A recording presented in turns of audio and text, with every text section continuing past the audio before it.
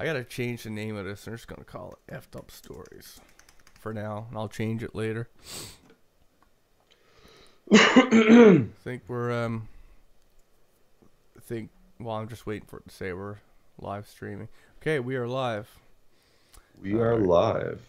Now I don't think. Oh yeah, I just got the email. You just got the email. I don't know if we're gonna get anybody tonight. I'll start off. Actually, I don't know if it's just. I don't know what the fuck to say. There's no one there yet. We'll just give it a moment. I'll show you this. You can see my stream, right? I can. Hello, Agent Shadow. See this, Ryan? Wait, no. I'm waiting for it to show up on the screen. This is the mug that Isaac got me for Christmas. Obviously, it wasn't really Isaac. It was Brittany. But hold it up.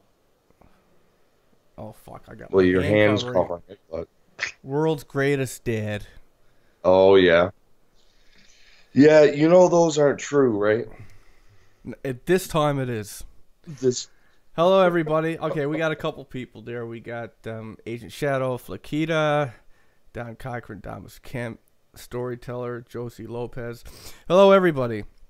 I guess I'll start this by just saying that we were going to do this Monday. I'm still sick. I'm living on Tylenol cold, but essentially what it came down to, we were going to do it Wednesday, and then I'm not convinced I'm going to feel any better tomorrow.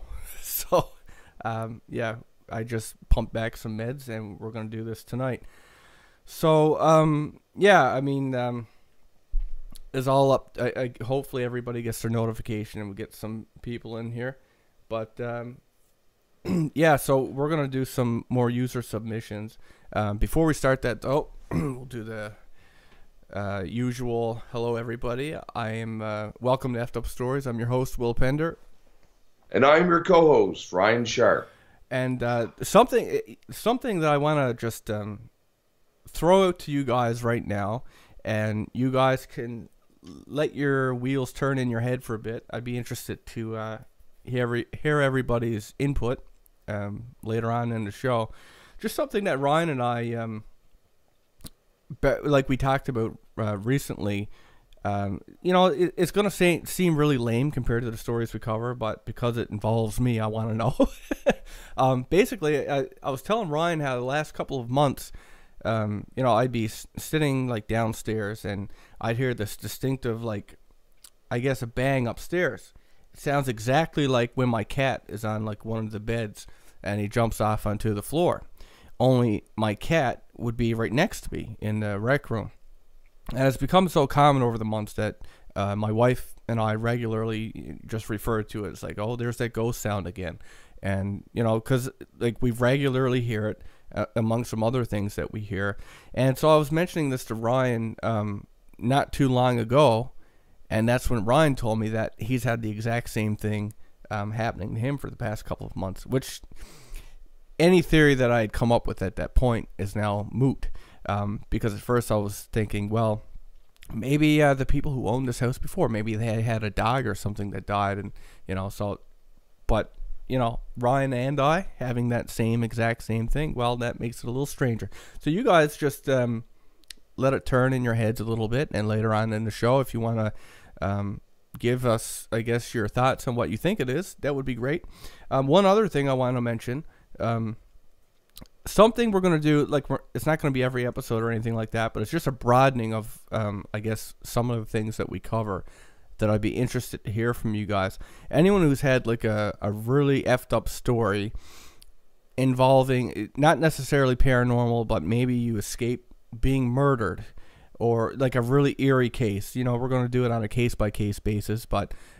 you know, maybe you narrowly escaped being murdered by somebody, or had like just a really fucked up experience some night camping or whatever. Just something really that's scary, that is along those lines, but not necessarily paranormal. On a case-by-case basis, we'd start to like to tell those. And in fact, if there's any murder stories that you know of that's within your you know, your story or your family's story or whatever, well, we'd like to hear. So yes, if you've ever been murdered, we'd love to hear. No, I mean, your family, you know, if you're someone in your family, or if you came across somebody that was murdered, and you know, it's just a weird, fucked up situation, we definitely want to, you know, look into covering those as well. Hello, Murdoch, and anybody new that came in while I was just rambling. So I got a bunch of stories. Actually, you know, we still have a lot of submissions, but I got 4 giant stories here that came in from, what's her name? Rivet Amethyst. We've covered one of her stories here before. Let me throw the chat room up into our feed here. Yeah, I know. Although Buckley's is terrible. I'm Tylenol cold is working well for me thus far. The fuck? Why won't this pop out now? Open, not in a new tab. Fucking Stage computers. fright? Stage fright? I don't get stage fright. No, why the thing won't pop out? Oh, maybe. Let's see. Okay. So, yeah. Hey to my brother. Always great to have you join us here on the stream. David, something about a drug story. You should take my drug trip story. I just cracking up at Jay Jenkins. I got murdered once. It puts me right in mind of Monty Python with when I used to come home. I got chopped in two with a bread knife, or, you know, I had to eat a lump of cold poison a half an hour before I went to bed. And anyway, all right. So, sorry, were you going to say something before I start? Oh no, I was just going back through the messages, see if there was anything there. No, I haven't recently run into any specially abled children recently. And yeah. All right, cool. All right, anyway. so we're going to start with Amethyst Rivet stories here. I'll start with okay, so this one is called actually, there's no name. This is my first time through it. I have no idea what I'm going to encounter, so you guys can think of this as Christmas. We're opening gifts. We're all going to bask in the glory of what this is at the same time. So I don't know if this was all a dream or if it really happened. The event was completely random. There were no strange occurrences leading up to it, and there were no weird or spooked out feelings. It just simply happened. It was a completely ordinary day. I had work all day and then went home, where I spent the rest of the evening with my boyfriend. Obviously, this is from her point of view. After he went home for the night, I got ready for bed. Now, I'm a little odd with my bedtime ritual. I have my laptop hooked up to my TV via HDMI cable so that I can enjoy the internet and my downloaded content through the convenience of a larger screen and better quality speakers. I tend to play the same movie every night when I go to bed. It's comforting and drowns out all the noises that occupy the house at night. Strange noises happen often, and although they can be unsettling at the best of times, it gets annoying that they wake me up so much throughout the night. So I put on the movie and promptly go to bed. It's all normal until I wake up at some point in the night to find my room completely dark. I looked over to see that my TV and laptop had been turned off. Very strange, since you have to get up to turn off either of them. I blinked several times to make sure that I was awake, then reached for my phone that was left to charge next to my bed to see what time it was. Although it was on the charger, it wouldn't light up when I tried to turn it on, and had to press the button several times before it seemed to register what I was doing, and finally lit up. I checked the time, but I don't remember what time it was. I think it must have been around 4 in the morning. I often wake up around that time anyway. I looked back into the darkness of my room and heard my laptop make a beep noise, like it was restarting itself. So that's what I thought it was. My computer was updating and now was restarting. And when I woke up again, it would be on the startup screen. Although that didn't explain the TV. The brand name lights up different colors when it's on or off. but it was completely off, like it was unplugged. But I've learned not to investigate these kinds of things, so I just went back to bed, turning back to my room. I fell back to sleep almost instantly, where I had a creepy dream. I was in a body that was not my own, with a group of people I didn't know, but the person who I was seeing through considered, they were considered friends. We were somewhere that was unfamiliar to us and had decided to venture about the place. The area was wooded but had dirt roads that led into remote houses scattered about the place. We were walking along the main road when an old pickup truck blazed by us, kicking up dirt as it passed, and started to veer off into the hillside road before it stopped, as if to regard us. It started to back up a little like it was going to turn around, and we all became a little scared, completely out of our element. We quickly decided that we would go back where we came, and as I turned around, I checked over my shoulder to see the truck continue down the side road and disappear out of sight. That's when I noticed it. In the middle of the road was a dark mass, so far away that I couldn't tell if it was an animal or human, but I knew it was watching us. I knew it was malevolent. Someone else in the group had spotted the thing too, and screamed. Suddenly, we were all running as fast as we could to get off of the road and back to where our car was. I glanced back over my shoulder, and my heart jumped to my throat as I saw it was chasing after us at inhuman speed. I was terrified, but I looked again, and I saw it was gaining on us, covering the distance to us in too short of a time. Every time I looked back, it was closer, despite our frantic running. We seemed to just be running in place. Even though this thing was gaining on us, I couldn't make out what it was. It was still just this huge black mass. The last I looked back, it was on us. I tried to let out a scream, but I couldn't as it leaped onto me. I woke up startled and looked around my room to find my TV and laptop was on, and the media player was up as if a movie was done playing and now was idle.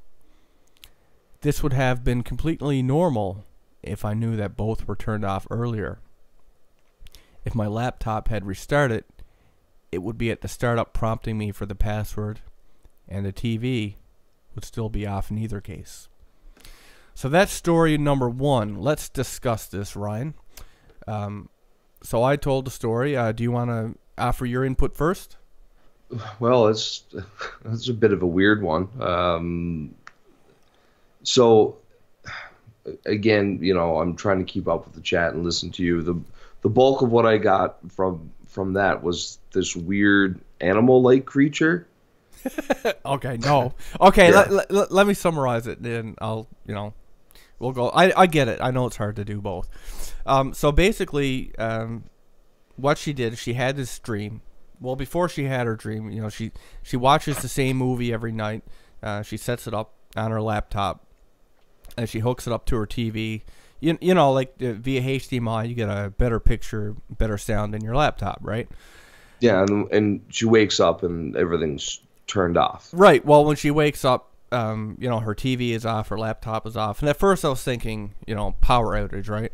But the point that she made, and it's true, is that first of all, if her computer had come back up, it would be at the login screen, not into a movie.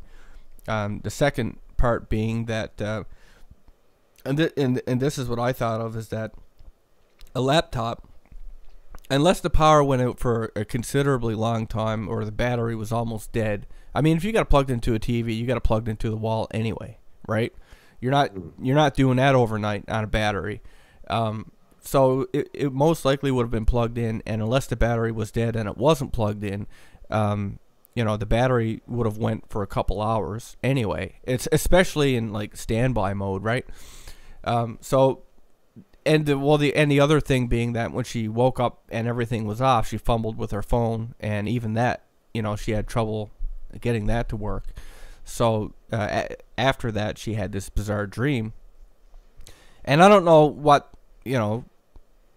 what relation the dream might have had, if any, to what actually happened. I mean, it's a spooky dream, I guess, but she. So the bulk of the experience being the strange. Well, the interval, right? The fact that she wakes up and that everything is off, and when she wakes up again, it's not just on, like the power went out and came back on, because there was no way that the laptop. It's in the middle of a movie. Yeah, it couldn't have like got itself back to where it was. You would have had to log in and all this different kinds of stuff, right? And furthermore, I guess just to point, just to bring it up, I guess, because she had this. She is trying to, I guess, to see the relevance of what her dream is. I had actually just heard from a fan of ours there the other day about a similar thing, where his dream ended up having, there was a weird part about it that kind of mimicked, when he woke up, real life kind of mimicked part of his dream. And I'll tell him the same thing or I'll tell you guys the same thing I told him. Is that, yes, there are dreams that are precognitive and stuff like that for sure, but dreams are, they're full of symbols and stuff like that. And what different scientists have discovered as we sleep is that our brain basically defrags itself like a computer, organizes files, memories, and different things like that, into different, I guess, areas of our brain, optimizing how it works.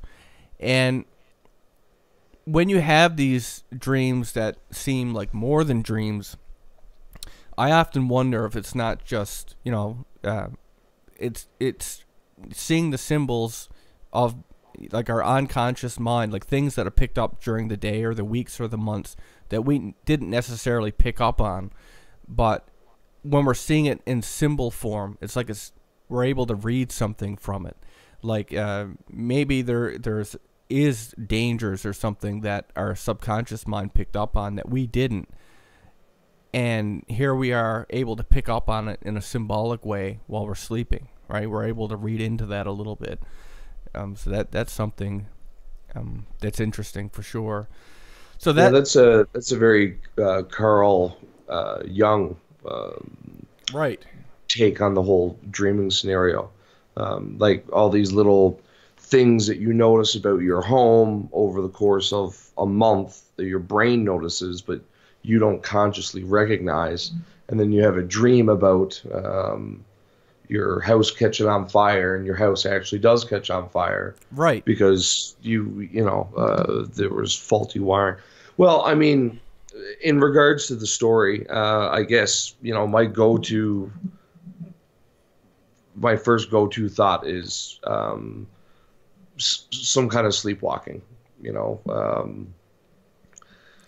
just either they partially woke up or she partially woke up and turned the video back on or something like that, and that could be fell back asleep. Because I know I've done some weird ass shit in my sleep,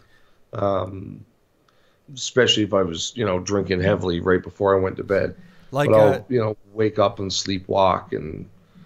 See, I've never done that, but I know that scramble, and only you and I know who that is. But like he's gotten up in his sleep after drinking, of course, and put his boot in the fridge and went to sleep under someone's coffee table. So yeah, like that shit happens, right? Yeah, sometimes your brain, that automatic thing that kicks in that stops you from moving while you're sleeping. Yeah. Sometimes that cuts out either because of, drug or alcohol use, or just because, the human body isn't perfect. And that being said, like, while we can be completely ground-based here with that, there is something to be said for having precognitive dreams and stuff. I mean, just as well, it's possible that her mind, her body, or her brain picked up on some kind of external stimuli that influenced the dream that she had. But I can't really explain the wake up in the middle part where everything is off, unless, like you said, she got up and turned it on herself, or if she absolutely was aware when she got up and this happened, That's the Twilight Zone. Right? Yeah, exactly. Something weird happened there. So just a note. So as David asked for our email address. So it's will@effedupstories.com or ryan@effedupstories.com. If you want to submit a story, you can do that through our website, effedupstories.com. Comes to both of us that way. Exactly. Then you just got to submit it the one time, and it comes through. It's not going to be flagged as spam or something. Our email, our official email is kind of wonky sometimes, so that might be the best choice. I can't actually type into the chat because it blocks anything that looks like a website or email address. Yeah. You just can't do it. So I just wanted to throw that out there. But I guess we should jump into our next story here. All right. So this is story 2, all from the same person. So this happened early morning. Looks like March 8th, 2014. Anyway, so she had this creepy experience last night. Again, her wording. I went to bed early since I wasn't feeling well. A phone call from what I guess could only be a telemarketer woke me up at 12. Fuck those guys, right? Anyway, sorry. I didn't answer it because people shouldn't be calling so damn late. So a little later, probably around 2 or 3 in the morning this time, I'm woken once more. But this time it's to the sound of something trying to open my door. My door is really loose on its hinges, so it shakes easily, makes a lot of noise when it does. At first I thought it was my cat being annoying, but sometimes, something felt a little off. My cat tries to come into my room from time to time. She'll paw beneath the door as if to open it and meow like a mad thing to get her attention, or my attention.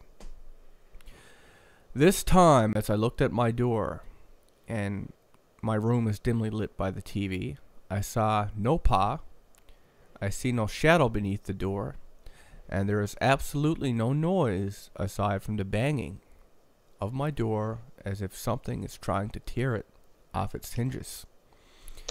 Then I noticed the sound of my doorknob slightly jiggling. I'm getting pretty freaked out now, and there is no way I'm going to acknowledge this thing. After a solid 2 minutes of just staring at my door, it stops, and the house is silent again. I'm thinking that it's over, but the door next to me starts doing the same thing. So it's hopped from door to door. I was hoping this was really just my cat, but I was honestly too scared to investigate and for it to turn out to be something I was not prepared to accept. I got this sick feeling I should not investigate this. I shouldn't open that door. So I stayed in bed as the banging went back and forth between the two doors. At some point, I really thought my door was going to burst open. It got so violent. For reasons beyond me, I managed to stumble into a light sleep, only waking when my door began shaking aggressively. I woke again at 5 and just laid in my bed. It was silent, but I couldn't fall back to sleep. After an hour, I heard the other door start up again. Light was shining out through my window, and I found courage in that to get up and investigate. I opened my door and found my cat had been locked in the other room. Her paw was grabbing at the underside of the door, and she meowed when she heard my door open. I let her out and went back to my room to lay down again. Even though I was basically trapped in my room all night, I felt safer in there knowing it couldn't come in. If she was locked in the other room all night, it would account for the banging on the door, but not just mine. The doors didn't bang simultaneously, so vibration is out. I even tried to debunk it before I went to work, and I couldn't get them both to shake at the same time. Not even a little. So there is no way it could shake violently on their own. I don't think whatever is here is evil, maybe a little mischievous, but after thinking about it, I think it was just trying to get me to let my cat out of the other room. Well, that's a kind of an interesting thought, I guess, on that. Now, Ryan, were you able to pick up on that? I did, and I agree. That's an interesting take on what could have prompted that kind of activity. Obviously, the cat manifested some kind of shadow creature to fucking knock on the door. Yeah, clearly. Let me the fuck out. It created its own thought form. That's one hell of a cat. Yeah, right. So, I mean, obviously, this woman is pretty sure that her home is haunted, or she has some kind of a entity existing in her home. Well, it's like this, right? If a person broke in, or two people, it would have to be two because there was two doors kind of going back and forth. I can't see them just like locking a cat in a room and shaking the door handles. I'm sure if something was missing, she would have mentioned that. But it's very strange that she kind of described it as the doors were vibrating, and one door would vibrate, then the other door would vibrate. Yeah, I'm kind of well, in my mind, I have like, if you grab the doorknob or the door handle, however your door is designed, and somebody just violently shaking it back and forth. I mean, that would scare the shit out of me if I woke up in the middle of the night with somebody going to town on my door like that. I'm going to go ahead and assume that it wasn't a burglar. There was no, like you said, there was no mention of anything missing or anything like that. I mean, vibrating objects is such a common theme. The vibrating jumping tables and seances. It is. And the thing that is most comes to my mind with its association is the human body, or the spirit, I should say, because, especially people who astrally project, right? That's often a thing that they associate is the vibrating feeling when they leave or when they enter their body. Yeah, right before you pop out, there's a violent vibration, right? Supposedly. Right, and like all the theories and stuff on how the human spirit vibrates at a specific frequency and stuff like that. In fact, it even to go so far as something a lot of people hear before they have a near-death experience could be attributed to vibrating, and that's a buzzing sound that they hear in their ears. Hum or buzzing. Yeah. So, like, again, we have that. I guess I don't know how you describe it. That's what comes to my mind, but again, I don't know how to apply that to vibrating doors. I wonder what prompted her to jump to the conclusion that the entity was, looking to get her attention to let the cat out. Cats have historically been associated with spirits and non-physical entities in mainly in Egyptian culture, but several other cultures as well. So it's interesting again that we have this connection between possible spiritual activity and cats, and that they may be linked in regards to the cat really wanted out, and the spirit felt compelled for some reason to try and draw attention to that. Maybe the cat was its master, right? Because or its friend, or its friend. I would help my cat Fry. If I was a spirit and he was locked in a room, I would help him. Of course. Or if you were the spirit. Just a quick question for all you out there. How's the audio and video quality? Is anybody noticing any drops? Because I'm getting a drop in Will's voice sometimes when he's talking. It sounds kind of robotic. That sounds like your internet's not streaming it fast enough. Yeah, it could be that my wife is Well, on well, the you're sending, internet you're sending downstairs. your signal to me here, Yeah. your video and your audio. Anyway, if anybody, I guess, is having any issue, feel free to pipe up in here, and not that we can do anything about about it, but flawless so far. Okay, so it's down to Ryan's internet. That's what I'm picking up. I would imagine that my wife is on the computer downstairs. And All right. uh, all right, and if she wasn't, let's just blame her anyway, because what are wives for if not for blaming everything? I'm glad mine's gone to bed. Okay. What the fuck just happened? All right, so I still got two more stories to go through here. Let's see. Well, that's just, and we might even do more. I don't know. We'll see how it goes. So this is again another story from Amethyst, and I just want to shout this out now. I probably should have said it earlier, but I guess more people being here, this is good. Where Ryan and I can't see everything, especially me while I'm reading. If you have any questions or something like that, maybe when we're done all the stories, we'll have like a, back and forth, and anything that you guys wanted to ask or whatever. My eyes will be on the chat, and then we can, and Ryan too will be totally focused, and we can do a one-on-one kind of a thing with you guys. All right. Yeah, I find it very difficult to try and read and speak, talk in the chat, and For sure. especially after a long day. But For sure. okay, so this other story is from the same woman. Yep, same woman, Amethyst. Okay. So, now this story, she has a lady, sorry, she she has a name, the Lady in Black. Okay. So, again, I'm reading from her point of view. I'm just saying this, so like, no, if I say my vagina, and I'm not actually saying I got a vagina. All right.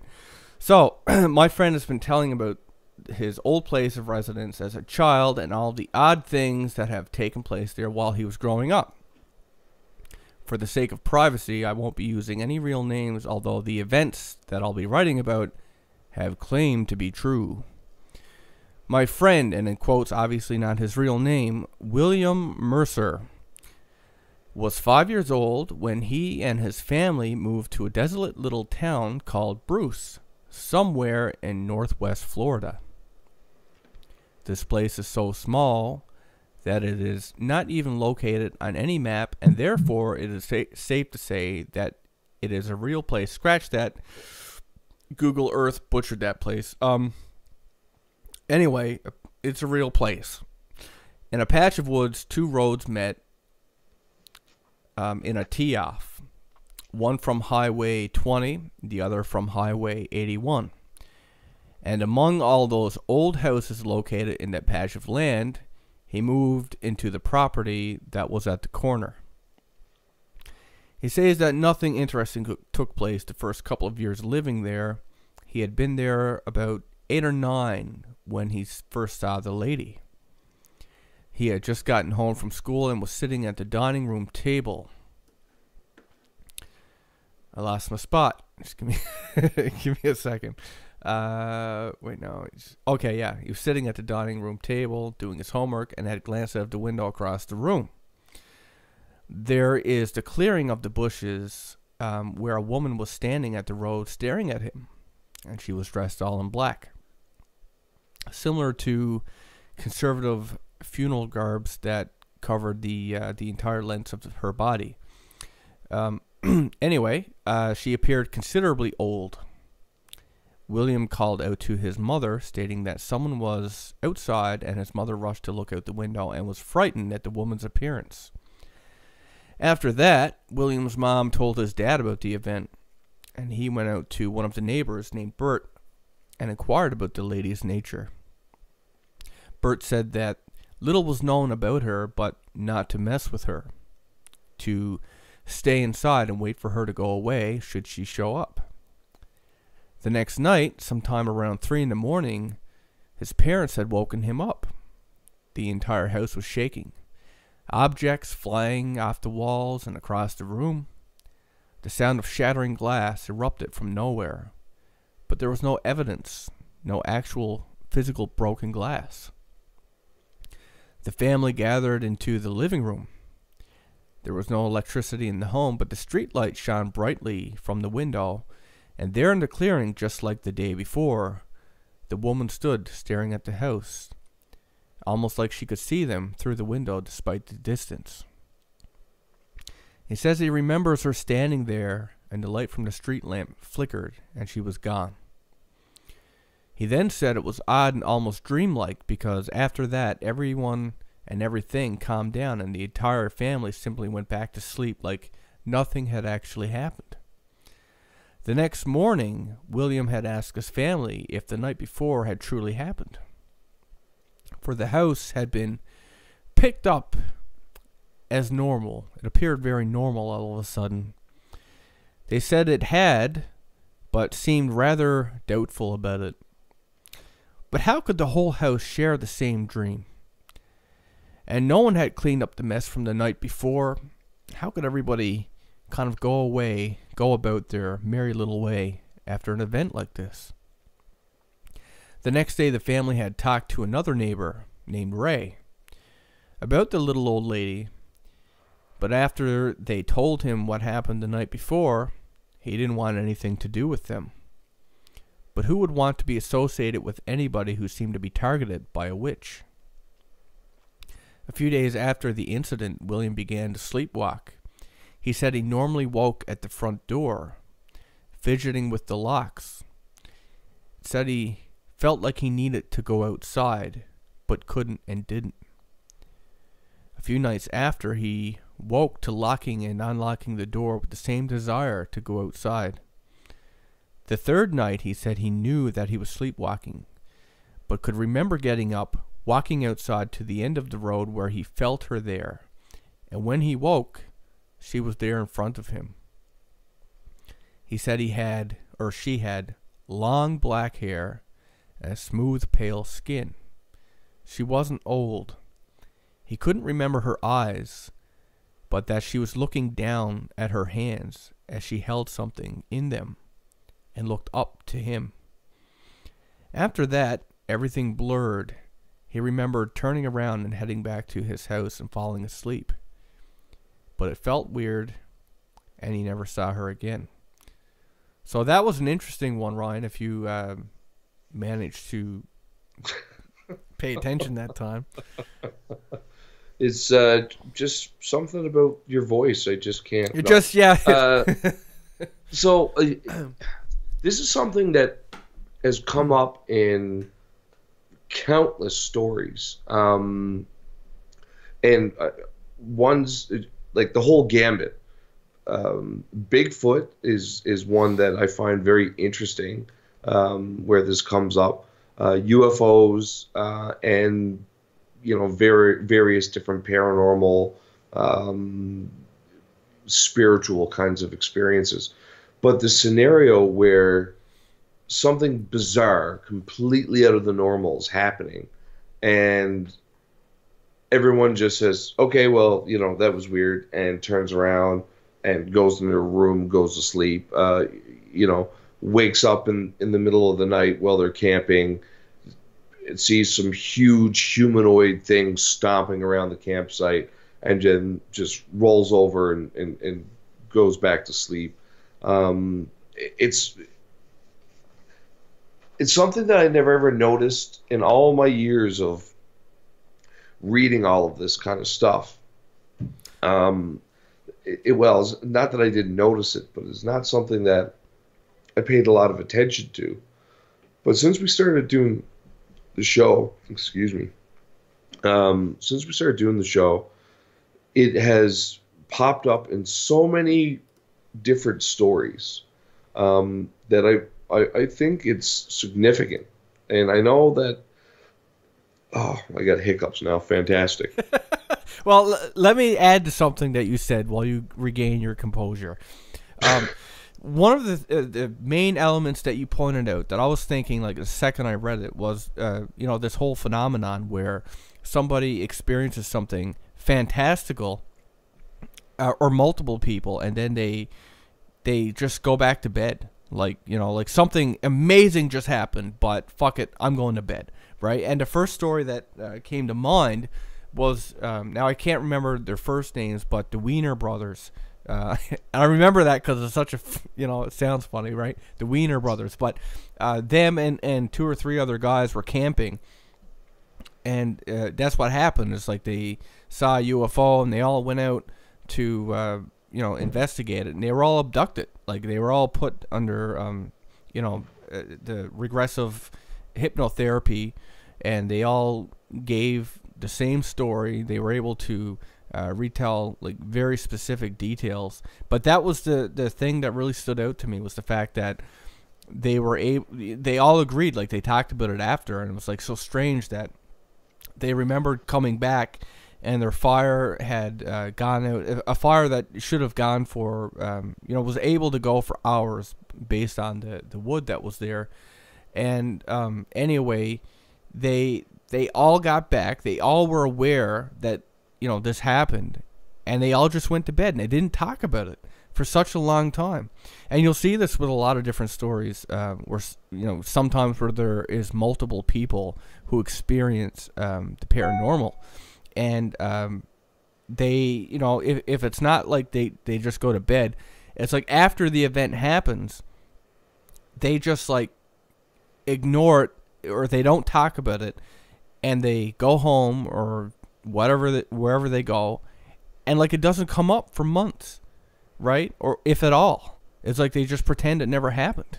And I can say that is a very real thing, because that's precisely what happened to myself when my cousin and I had that experience in the bog with the laughter and all that. And us apparently disappearing from that area with no tent, no ATV or anything. My cousin and I did not speak about that forever. Many years. And to this day, the person I really want to question is my uncle. And there always seems to be something that, just is almost like a block, almost like there's a barrier, there's a block. And I've given this scenario, or this phenomenon, some thought. And I know that, a couple of times I've read that people, or the mind, will put up blocks and barriers and try to avoid things that are outside of its regular scheduled programming. Likewise, that extreme events that are just completely out of the ordinary apparently can cause, this instantaneous fatigue. Right, like the brain just can't deal with it, and that seems counterintuitive, because you can't process it if you don't deal with it. Yeah, and I mean that seems to fly in the face of any kind of biological evolutionary survival mechanism. Really, I mean you should really want to GTFO, not lie down and go to sleep. Right. And again, like as you said, maybe the most popular of the examples given is in UFO stories, right? It's almost like they I don't know if they do hypnotic things, or if they put some kind of a chemical in. There's some kind of block, like there's some kind of a block that somehow affects these people where they don't want to. We're assuming is either technology or some form of telepathy. Right. And the other interesting thing with the story is the fact that the sleepwalking part, right? I mean, people sleepwalk, but in this case we have a witch, and it seems, well, we know that William was sleepwalking to the door, and he remembers certain things like waking up at the door with the locks, fidgeting with the locks, and also he does remember at some point actually going over and meeting the witch. She had something in her hand. He couldn't see what it was. He doesn't know what her what she was actually doing. But that's not the first story I heard where somebody was unconsciously, I guess being led or controlled to some extent. What could she have possibly been giving him? Like, what was his part in this? Why would she even go there to see him? Well, and I mean that's the inscrutable nature of the paranormal. That's what makes the paranormal what it is. That is so far outside of logic and what a lot of times it doesn't seem to be any rhyme or reason as to why these things are happening or specific logic to the events and how they transpire. And I think while that's very frustrating for anybody trying to learn and research and try to get to the bottom of the mystery of what is the paranormal, looking at it as a whole, I think that possibly that in itself could be a clue that the extreme, just total bizarreness of some of these stories and some of these things that happen indicate that in at least in some cases we may not be dealing with a full deck, a human. I'm just fucking with you. A human intelligence, which is why while sometimes the things may look human or seem human, or at least on the surface appear to have a human-like intelligence or a human-level intelligence, that ultimately the psychology of the beings and entities behind a lot of this paranormal activity is alien. It's far removed from human psychology, and that's why there's such a difficulty and straight up just impossible to figure out what the fuck it is they want, what they're doing. You look at the straight up craziness of what happened at Skinwalker Ranch. I know we use that as an example a lot. Because, well, I mean, it covers everything, pretty much everything. Yeah. And why would it put a post hole digger 30 feet up in a tree? Why would it take the woman's clothing and towels and hide it in stoves and microwaves and crawl spaces and whatever? You know what it reminds me of? What would we do in a video game, fucking around like GTA or something like that? If we could do that, we would, right? Oh, sure, yeah. Right? If you were an alien entity and this was like your sandbox and you could do whatever you wanted, it would be fun to do that and see people's reactions. You know what? Let's just see what their face would be. Let's put a fucking van in a tree and just see what they think, right? Why not? I mean, it's just as plausible, really. I mean, if you're looking at it, it would have to be like a jokester, trickster kind of scenario, because it wouldn't make sense any other way. We're gonna have fun with them. Well, and that's what I'm saying is that it could be a huge fallacy or a huge mistake to try and interpret some of these events through the psychology of a human being. That the mind behind or the mind of these entities that may be behind some of the really weird paranormal events, that while we try to anthropomorphize it, we try to put a human spin on it, that may be the very wrong thing to do. And we've established all these archetypes, like the trickster and all these different paranormal archetypes, but that's a very human construct, when in fact we may be dealing with minds that are so far removed from human psychology that to try to interpret their goals and what it is they're trying to achieve. Looking through or like, looking at it yeah, in the way of human psychology may be totally false. that could be. It's like trying to teach a dog how to play guitar, right? One thing it did remind me of, though, the witch part, right? The fact that she was getting him to come out and meet her, do something, right? It brought to mind, remember the desert witch story, where the witch would get people from the cafe to follow her, or get them to drive her out to some strange spot in the desert and do this meditation and stuff like that. Again, it's this whole idea of bringing someone somewhere for something that only they know why, right?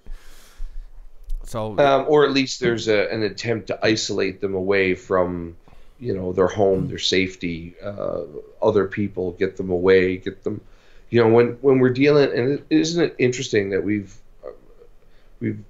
come across several different witch stories over the last few months. Witches are making a real big resurgence by the look of things. Before we jump into the next story, I just wanted to say hello to everybody who came in that I didn't get to say hello to. So I know Mrs. Kruger and Govey, Fakri, and Josie and Andrew, and Gavin, and a whole bunch of people that just come in while I'm reading, and so hello everybody. We got a lot more people than when we started, obviously. So I do have. Hell, I got a submission while we were doing this. Maybe we'll even cover that too. So my friend Sean, who's watching this or listening with us, just text me and said, "I get why aliens experiment on us, but what's the ghost fascination with flicking the lights on and off?" Well, I can tell you that my son Isaac loves it.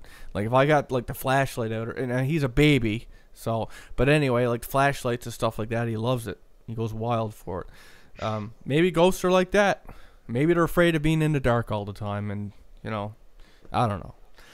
But so let's jump into the last story here, and then we'll, maybe I mean we'll see what time is like. Maybe we'll cover another one or two. But if you have any questions or anything like that after this story, I'm gonna do like a short kind of segment here where you guys can speak directly to us, and we'll try to answer anything that you have. An AMA. An AMA. Okay. All right. So this is Amethyst's last story that she submitted there. Yeah. So this is called "The Place of Nothingness." I like that. Sounds like the void. All right. The Place of Nothingness. This is a true story, so this will by no means be a terrifying read. It will not creep you out. It's meant to enlighten you of something very real that happened to me. Maybe you can relate. Maybe I had interpreted my experience all wrong, in which case this would indeed make things creepy. I was a child, probably in kindergarten or first grade. My family had recently moved from Massachusetts to Florida, and although I was starting over socially, I was very happy. I made friends easier in my new neighborhood, and my very first friends happened to live right across the street. They were an odd sort in the sense that their parents were religious freaks, which made my mother uncomfortable since she was raised in a religious cult and didn't want, her kids to be exposed to all these sort of fanatics. My sister and I, first friends there were siblings. A young boy our age who was engrossed in military, guns, and war, and his little sister who probably suffered from a mild mental illness. There's someone to stalk you, Ryan. Sorry. Oh, Anyway, they weren't allowed over at our house, so when we wanted to play with them, we had to go out or go over there. We played mostly in their yard and back porch. Their backyard was large, and they had a small fort and swing set, which ended up being the focal point of most of our games. One day, my sister and the boy were playing on the fort, and I was done playing whatever game they were playing, so I went over to the swings and started to twist and swing and sway from side to side as I spun all around. I was wearing one of the boys' many military hats, and it had fallen over my face at some point, and it casted a strange hue, like I was in space, and I closed my eyes. Suddenly, it felt like the ground beneath me disappeared, and I was instantly terrified to let go of the chain, lest I fell into the nothing around me, or I just floated endlessly in the vacuum of darkness. I knew I had to be on the swing. I could feel myself sitting on the seat. I could feel the chains in my tight grip, but it felt like I was suddenly somewhere else. I had done something in such a way to be somewhere else. I couldn't speak, but I managed to open my eyes and was blinded by flashes of brilliant color. It felt like I was floating. I was sideways. I was upside down. I was in the space of nothingness with these flashes engulfing me from all sides. I tried to put my feet on the ground to stop the swing, but there was nothing there. I wanted to scream, but could not open my mouth. I don't even think I could breathe. Somehow I managed to pry my vice grip from the chain and snatch the hat off my face. The backyard was back. I was sitting in the motionless swing, firmly planted to the ground. The sound of my sister's delighted squeals and my friend's fit of laughter returned, and I realized I had heard absolutely nothing during my terrifying experience. I don't know how long I had been sitting in the swing while I had induced this hallucination, but it would seem that it was a short period of time, as they were unaware and unconcerned of what was happening. I quickly called out to them and rushed over to the fort with shaky legs. They didn't believe me when I told them what had happened to me, but my friend was very interested in trying out for himself to see if he could mimic what had happened to me. I told him exactly what I did and what order, in hopes to recreate the event, but he was unable. My sister tried and tried again as well, to no avail. I have no idea what happened to me. I can only speculate that I managed to hallucinate due to sensory overload. It's just strange that no one was able to recreate any form of hallucination afterwards, even by following the same layout I had done originally. And apparently my friends told their parents what had happened, because they were not allowed over we weren't allowed over there to play shortly after this happened. So, religious fanatics, right? Won't even let their kids go to space. So yeah, that is kind of weird, especially if, like, I mean, her feet couldn't touch the ground. She's seeing a hue of space. Also, the fact that she couldn't hear anything. That's bizarre. Ryan, what's your take on that? Well, I mean, to me, it almost sounds like she spontaneously entered an altered state. I mean, I've spent years practicing different types of meditation, and I've experienced similar things, completely bizarre sensations, and in a few cases have wound up in kind of a suspended state, where I've gotten stuck in not the hallucination, but stuck inside of the meditative state, where I'm like, okay, I'm here. How do I wake myself up from this? And honestly, a couple of times I kind of panic a little bit. Now, I mean, this was many, many years ago now, but it can be rather unsettling. And I'm trying to picture the scenario. They have the beret on, and it kind of slides down over her face while she's twisting and spinning and all of this. And to me, it definitely sounds like an altered state, a rather intense one. And I think flashes of light, I'm not sure of. Other than that, I would have said that very similar to the void that some near-death experiencers experience. Well, one of the interesting things that I find, like you said, like you have experienced these things during intense meditative states, but you had to meditate to get there.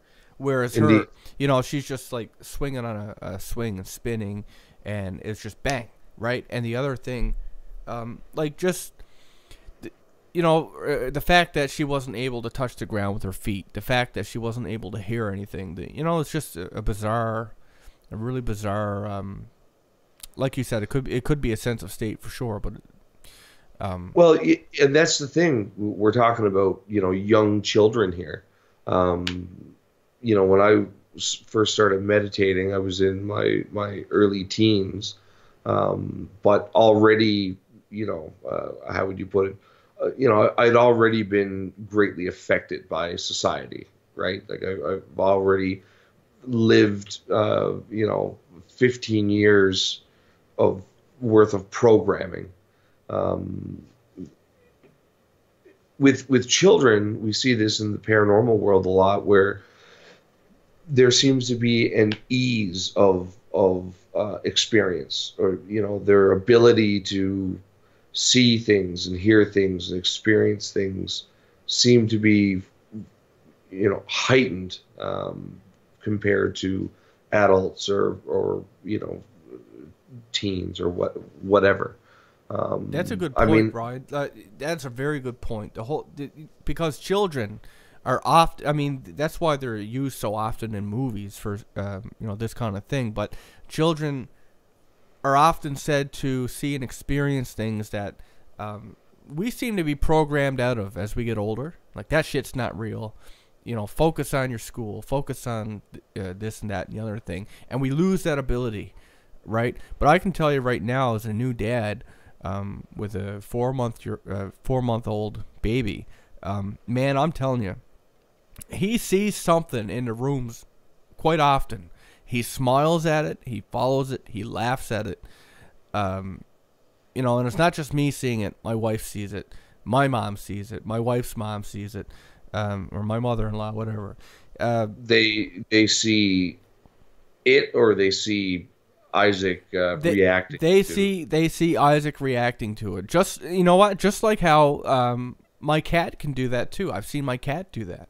Meowing at things. But like the thing with my son is that he can show more emotion than my cat, right? He can smile, he can laugh, he can reach at it, and he does. He does do that. Like, there's no way he don't see something up there, because it's just a ceiling. Why would he react like that? Right? He like, normally to get that reaction to him, you got to be talking to him and poking him and tickling him and doing the stuff that parents do. But there are these occasions when he does that, and there is absolutely nothing there, right? And you can watch him follow it, like he follows it, right? So, just like my cat. So yeah, I do think there's something. Actually, I'll tell you something. Always pops in my head. Like if I'm putting him to bed, and I'm because my wife right now is sleeping in that room with him. Just so there's no, like, we're terrified of like SIDS and stuff, right? But anyway, like, if she's not there, we have the monitor there, right? And no matter what other room I'm in the house, like, it's one of those visual monitors, you can see them. And I'm always scared I'm going to look at that and there's going to be like some shadow being or something like that in there with them. And a glowing set of eyes staring back from over the edge of the crib. Yeah, because it's like that low quality black and white feed, right? It's like, it looks like something that would be in a movie. So I'm like, that found footage kind of stuff that we've been trained to be scared of now. And see, Mrs. Kruger is saying the same thing with that. Her granddaughter is doing the same thing, and she will be a month on Thursday. So like, I really do think that it's something about babies. In fact, when I brought this up with my mother-in-law, she was saying how my nephew Jaron did the same thing. He was doing the same thing, but one time when he was doing this, he was all smiling, watching this thing in the corner of the room, and all of a sudden it was like, whatever it was he saw gave him a huge fright, because it's like he jumped and then he started crying, like bawling, right? So yeah, man, I think kids are, I think it's an ability that we're perhaps all born with, but with our way of life, we lose that ability. They said the same thing for like, what's it called? Like ESP and stuff like that, right? It's like we once had this ability, and then through not using it and through evolution, we've lost that ability to use, except for every now and then. Every now and then we have somebody that still has those abilities, like they're mediums or they're empaths or what have you. Every now and then there are people that are able, I guess they're born with it, and or they're able to retain that part. Maybe they start using it at a young age. They discover what it's used for, and through practice they keep it. They don't lose it like everybody else. So you think it could be like a vestigial body part, like how some people are born with tails? No, I don't think it. You know what I think? Like, we know it's in the brain, right? Like, we know that it's a mental thing. And the brain is all chemicals, right? And different things that you do will affect the balance of those chemicals. One example to be, say depression or something like that, right? So, like, if you go to, like, group therapy or something like that for depression, they'll teach you all about thought patterns and things like that, and how, like, when you focus on the negative, how it's a repeating process, and the more you think like that, the more basically you program your brain to be like that. And we know that it's chemicals that affect the way that you are in this, right? They affect your mood. They affect how you think. So if your thought process, if by changing your thought process, you can actually change over time and reprogram your brain to not be depressed, then you're literally altering the chemicals in your brain, right? So perhaps over time, like we had like ESP, or maybe even an inkling, right? When we're born with it, but because we don't use it, we literally affect the chemicals that would be used to do that. Like there's no chemicals there. We don't use it. It's gone somewhere else. Maybe it's not even just chemicals, because you actually physically create, strengthen, or create pathways through the different regions of the brain.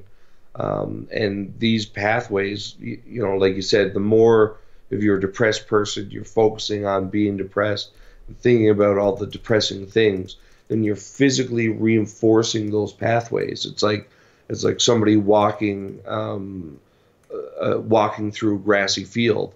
If you take the same route every time, eventually you're going to wear a very obvious trail in the field.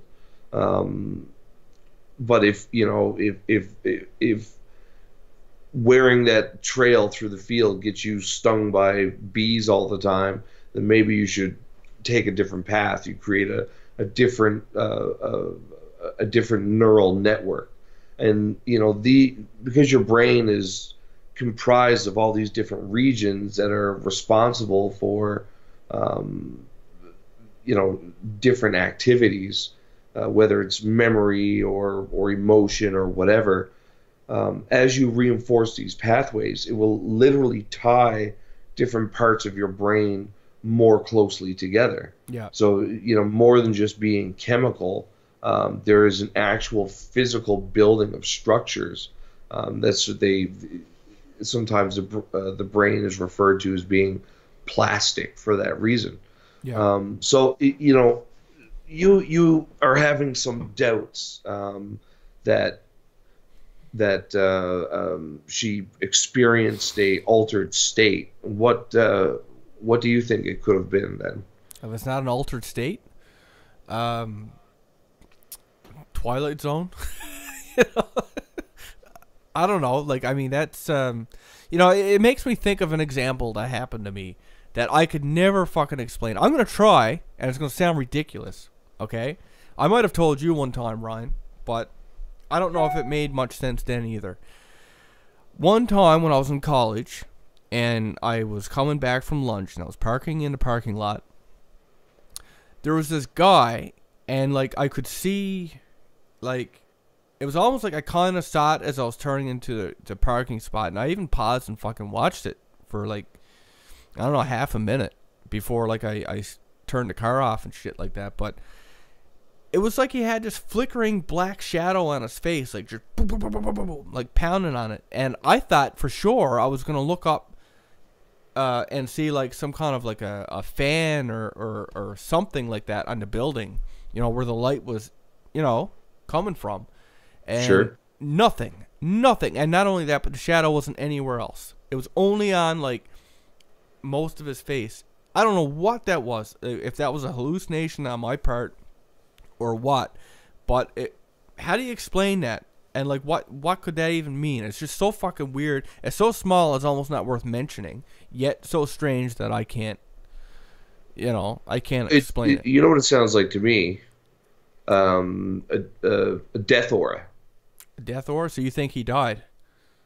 Well, it's possible.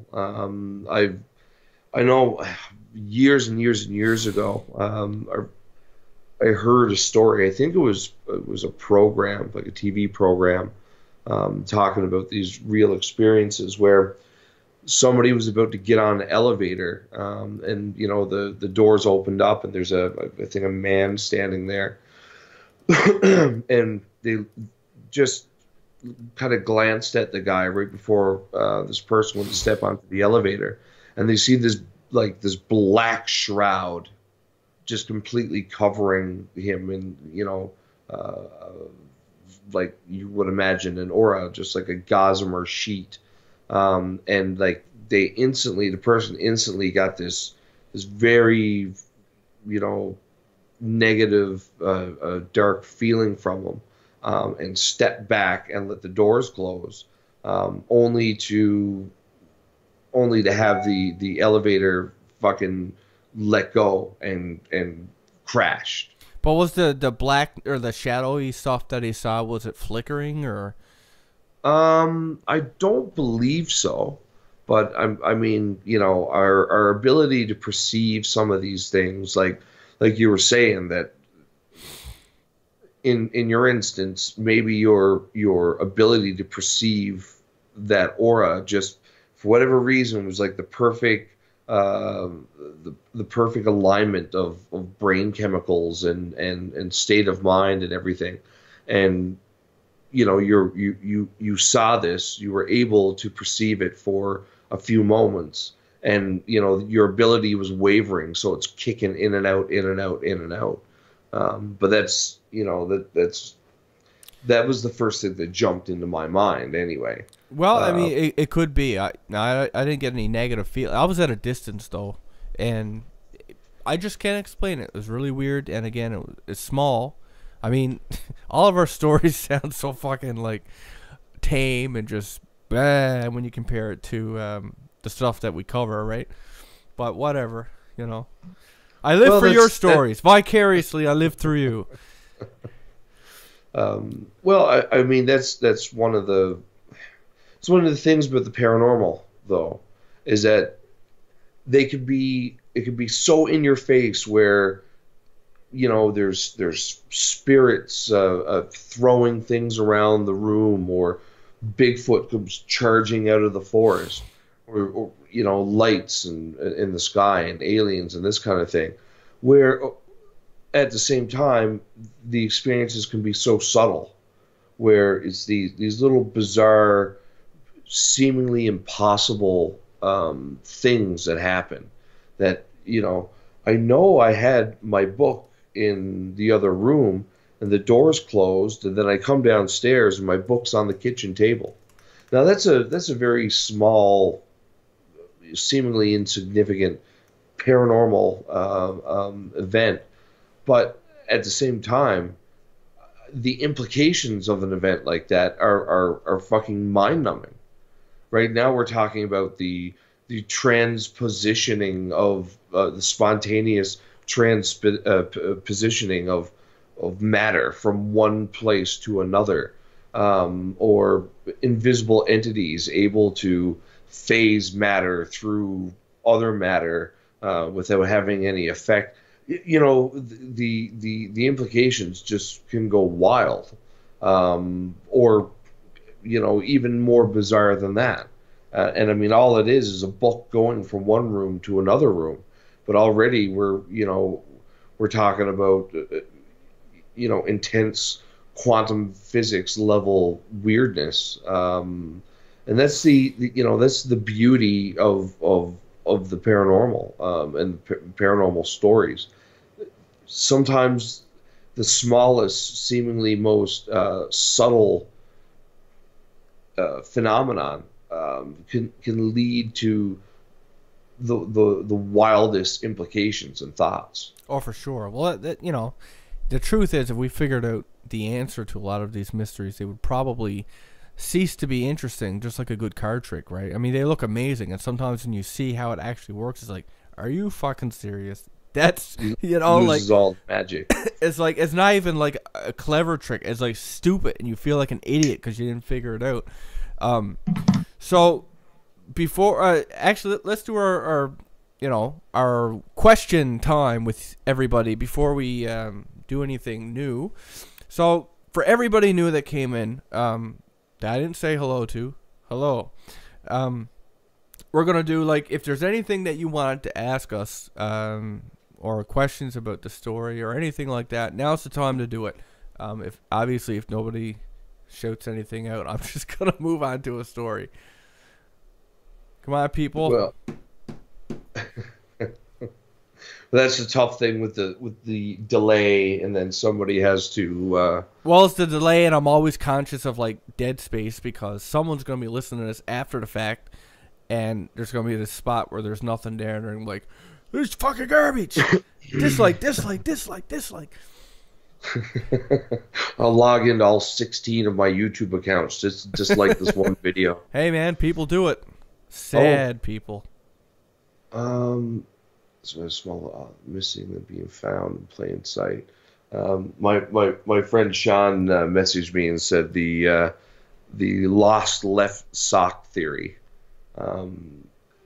We tend to think of the paranormal as this wild, fantastical event, but I think that more often than not, the average person's interaction with the paranormal is so much more subtle than that on a day-to-day basis or a week-to-week or year-to-year basis.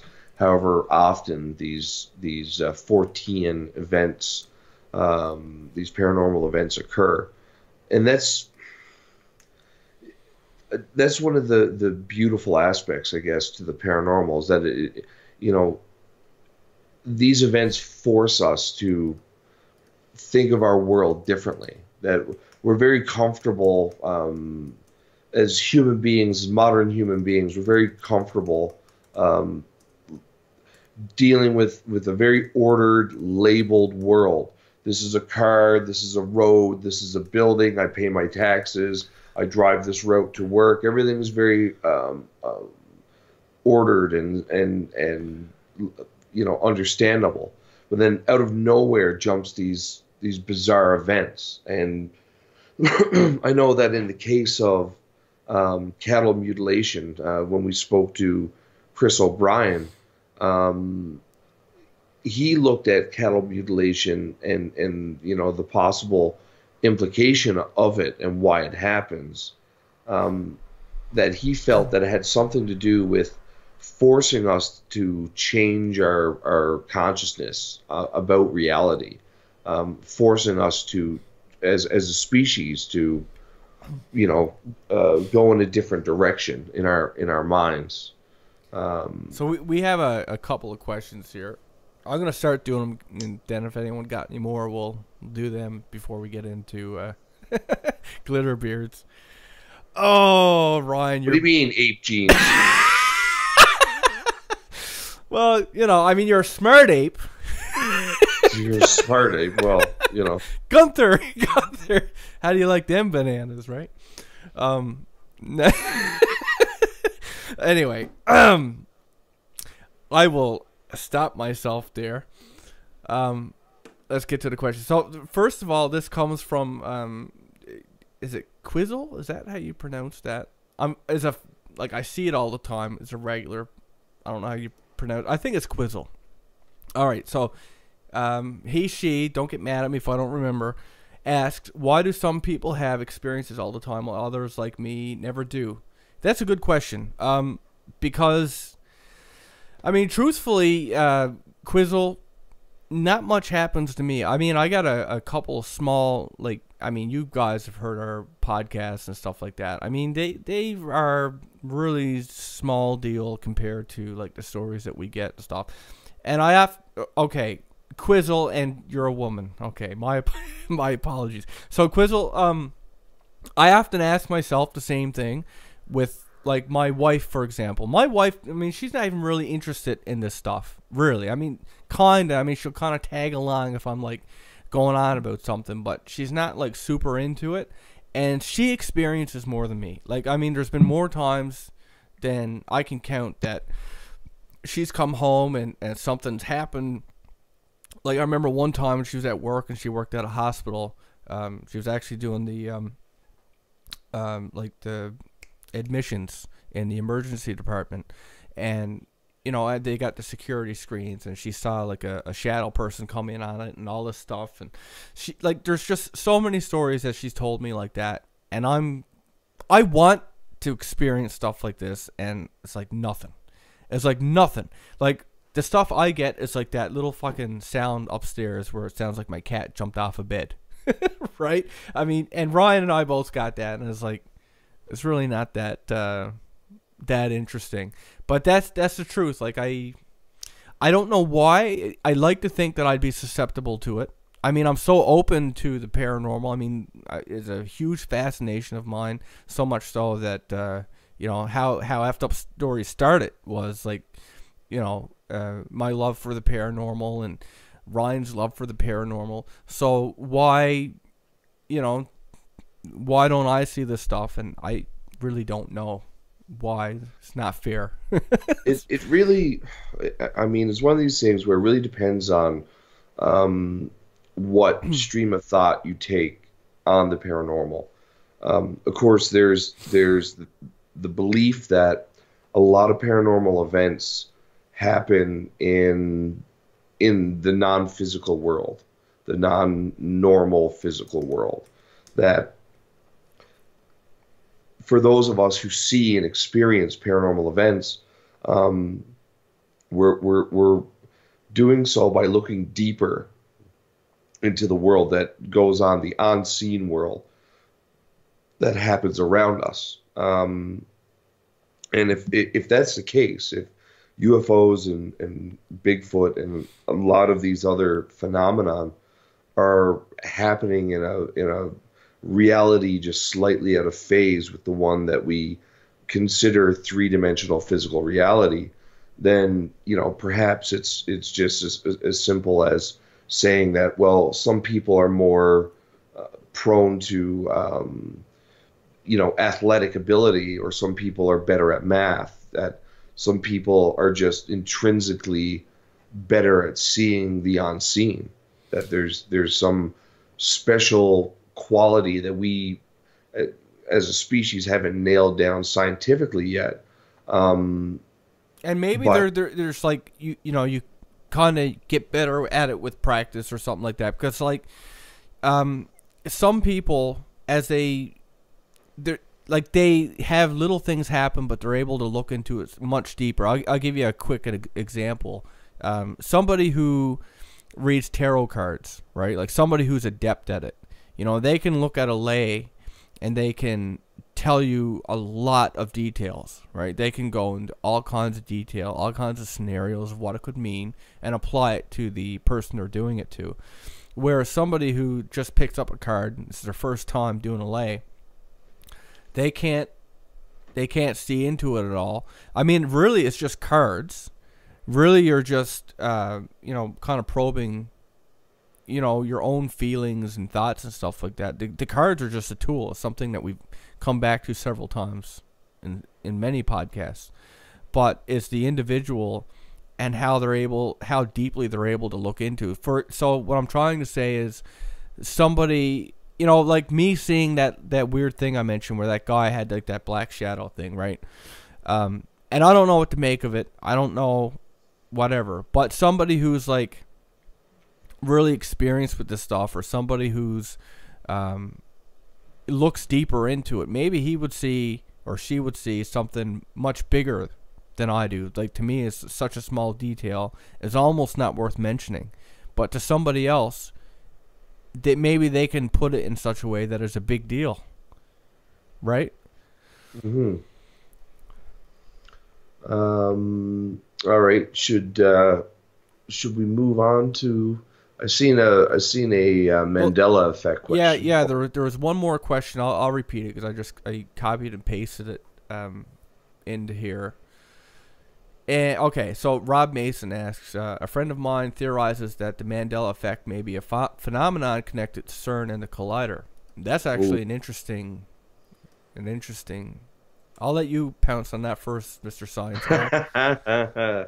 So, okay, I've read this theory several times. Is the idea that so the CERN super collider, basically what it does is it takes two particles and accelerates them up to near the speed of light, in the opposite direction. So there's two pathways inside of the super collider, and they accelerate them opposite to one another, boom, boom, boom, boom, until they're nearly to the speed of light. And then, in essence, they switch the tracks. So the particles no longer miss one another. They enter the same chamber, the reaction chamber. And when they collide, there's this explosion of all kinds of new particles, virtual particles, and particles that don't exist normally in our space that we're aware of. And there's a theory that posits that the collision of these particles could, in essence, be creating particles that interact with time, temporal particles, that can move anywhere along the timeline, where normally all particles are subject to the single one-dimensional direct arrow of time that we all experience. But in the cases of these because I mean, you just imagine you have two particles moving at almost the speed of light. That's the speed of light is as fast as anything can go. So the collision of two particles like this, while it may only be individual particles, the amount of energy that's released and the impact that's possibly having on reality could be quite significant. And if these particles can travel back in time, we might be looking at the butterfly beats his wings in Japan, and in Guadalajara, Mexico, it becomes a hurricane. So these little particles are flying back in time to where they shouldn't be, and bumping into other particles back in time, and that slowly builds up and causes macro changes down the road. Okay, so I'm not going to try to remember what you just said, but I will say this, just as a quick thing here. The whole CERN and the collider, and the idea that it might be affecting time and the past and the future, there's been a lot of theories, actually a lot of interesting things have come of, even conspiracy theories, I guess is the best way to put it, since they started with the collider. But I mean, it goes from like affecting dimensions, like you said, with time, like things changing in the past and the future. There's even like theories that like they're the government or higher ups are actually changing the past, changing events of the past to change the future, and I don't know how far people would buy into that stuff, but and there was also the whole thing with apparently there was some, what was it, Ryan, some kind of religious stuff that was going on at CERN.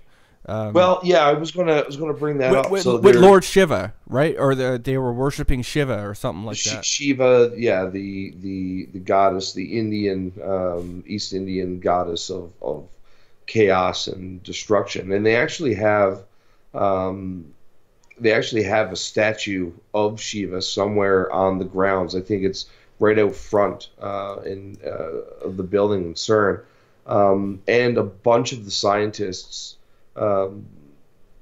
perform this weird like interpretive dance number at some point where it was very reminiscent of some of the rituals associated with Shiva and her cults in India. Now, it wasn't a perfect ritual like how it's done traditionally, but it's very interesting that there's this connection between the two. I think the thing to point out, I guess, concerning the collider, right? Especially because there's, it's such an amazing piece of technology. I don't know whether or not all the different conspiracies are true or not, but if you had such a tool at your disposal, would you not, try to probe the unknown with it in that way? Do you think it's really strictly just, science? What kind of different particles can we get when we bounce this through that? I mean, if you look at Bohemian Grove, for example, like there's this whole bit about different, leaders of our time, the important people, the government, important members of government, the president, all these different people who meet up. Leaders of business and industry meet up and worship an owl. Surely that's not something that the layman, like the average everyday man, would think that our leaders and our people of business are going to. They're not attending this weird fucking party every year, but there's video of it, right? I mean, it's out there. I mean, you can look at YouTube and see all the stuff on Bohemian Grove, and like the further you dig into this stuff, you'll see that a lot of the world elites are not only what's the word? What's the fucking word I'm looking for? Not bizarre, eccentric, right? They're not only eccentric, but they often do have very strange interest in things like that. I mean, there's all kinds of theories that if you're that big in your industry, then you made a pact with something, right? Whether that's the devil or someone else, well, that's up for speculation. But yeah, I mean, that just like Bohemian Grove, nobody believed that could be a thing, and there's video, and now, so why would we dismiss CERN, right? Well, and that's we can postulate about the effects that CERN is having on the universe, because our study of particle physics at that level is so basic that basically what they're doing is, imagine trying to learn how airplanes work by crashing them into one another and then studying the resulting debris. That's essentially what we're doing in modern particle physics and particle research. That it's so difficult for us to study particles and what they're comprised of and what they can do, that the best that we can do right now is move them to a near unimaginable speed and then crash them together and study the resulting mess that happens. The amount of power that goes into it and the amount of energy that results from it, really, I mean, it seems unlikely that it would be affecting the past, but I mean, it's not something that I think we can exactly discount. And maybe it's not even an accident. I mean, they're running tests all the time. Who knows, right?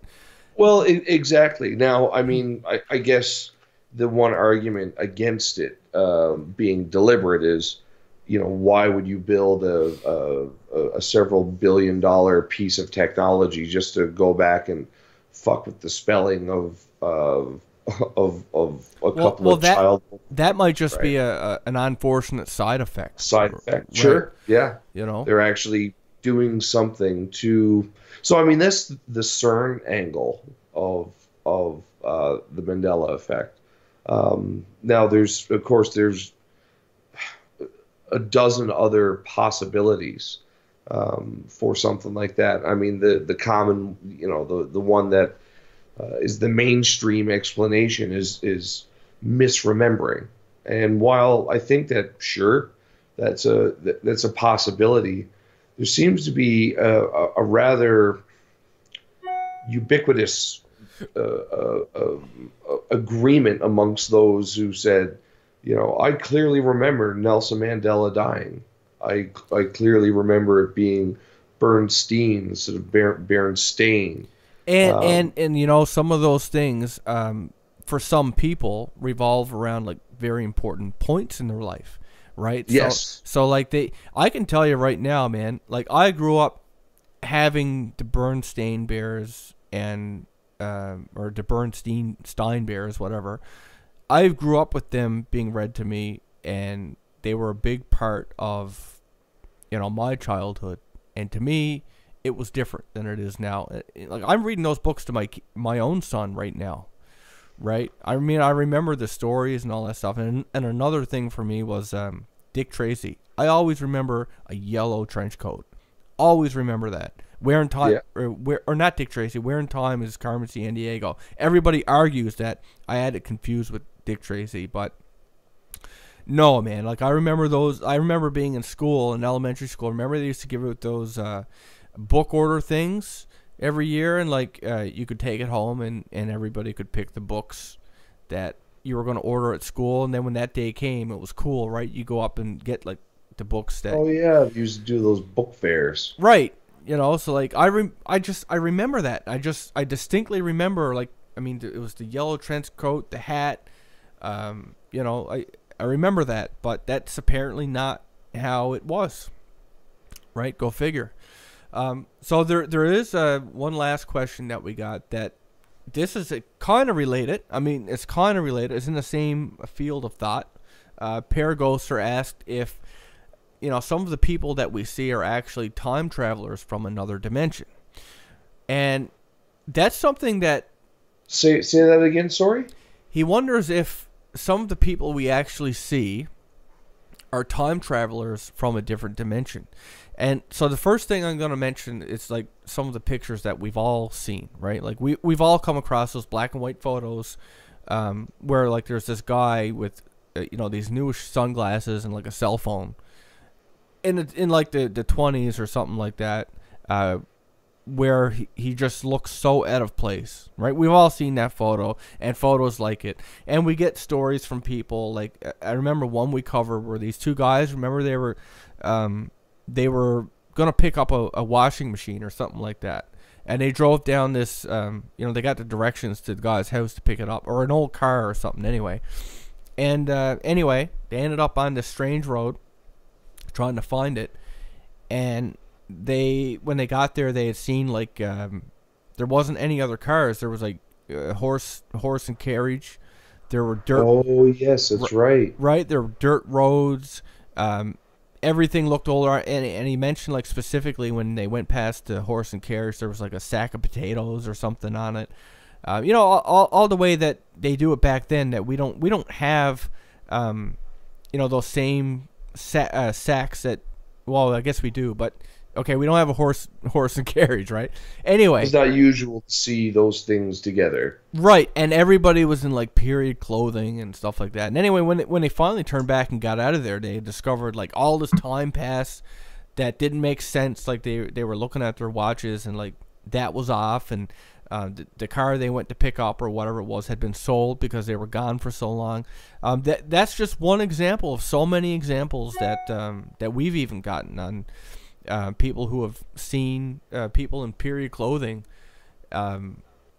people out of time. So like the question, do we think that they're from time travelers from a different dimension? It's a fun thing to speculate on. Like, if you had the ability to travel in time, wouldn't it be extremely important? I'm just assuming that, like, you know, having the ability to time travel would be such a fucking important technology that whatever country came up with it, they wouldn't want their enemies to know, right? So it would be super important to not get seen in pictures and stuff like that with, you know, obvious technology from the future. And, like, you know, this guy, like the guy with the sunglasses and the cell phone, like, I mean, he was like in this big, like, celebratory event. It seems like wasn't that at like a Charlie Chaplin movie? I can't remember exactly, but it was something like that. And yeah, there was lots of other people involved. It's like he would have had to go out of his way to get on camera, right? It would be like, here's a memento to myself in the future, right? So I photo bomb some picture from history for sure. But I mean, yeah, I mean, I guess if there's such thing as time travel, you know, perhaps. See, I would think that if time travel was an established thing like that,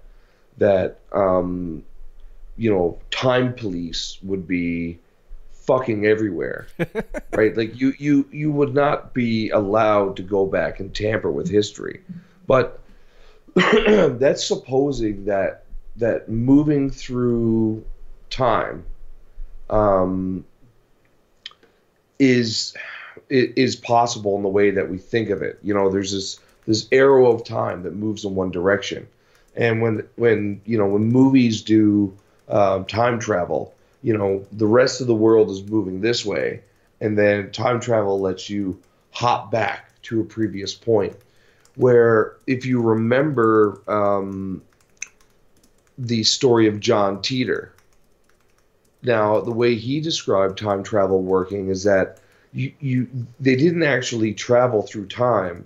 It was you going to another dimension where everything was the same as your dimension, except it was 40 years in the future, or 40 years in the past, or 100 years in the future, or 100 years in the past. But otherwise, everything else was exactly the same. And of course, in John Teeter's case, he was going back in time to get his hands on an old IBM computer to replace parts of something that they were using in the future.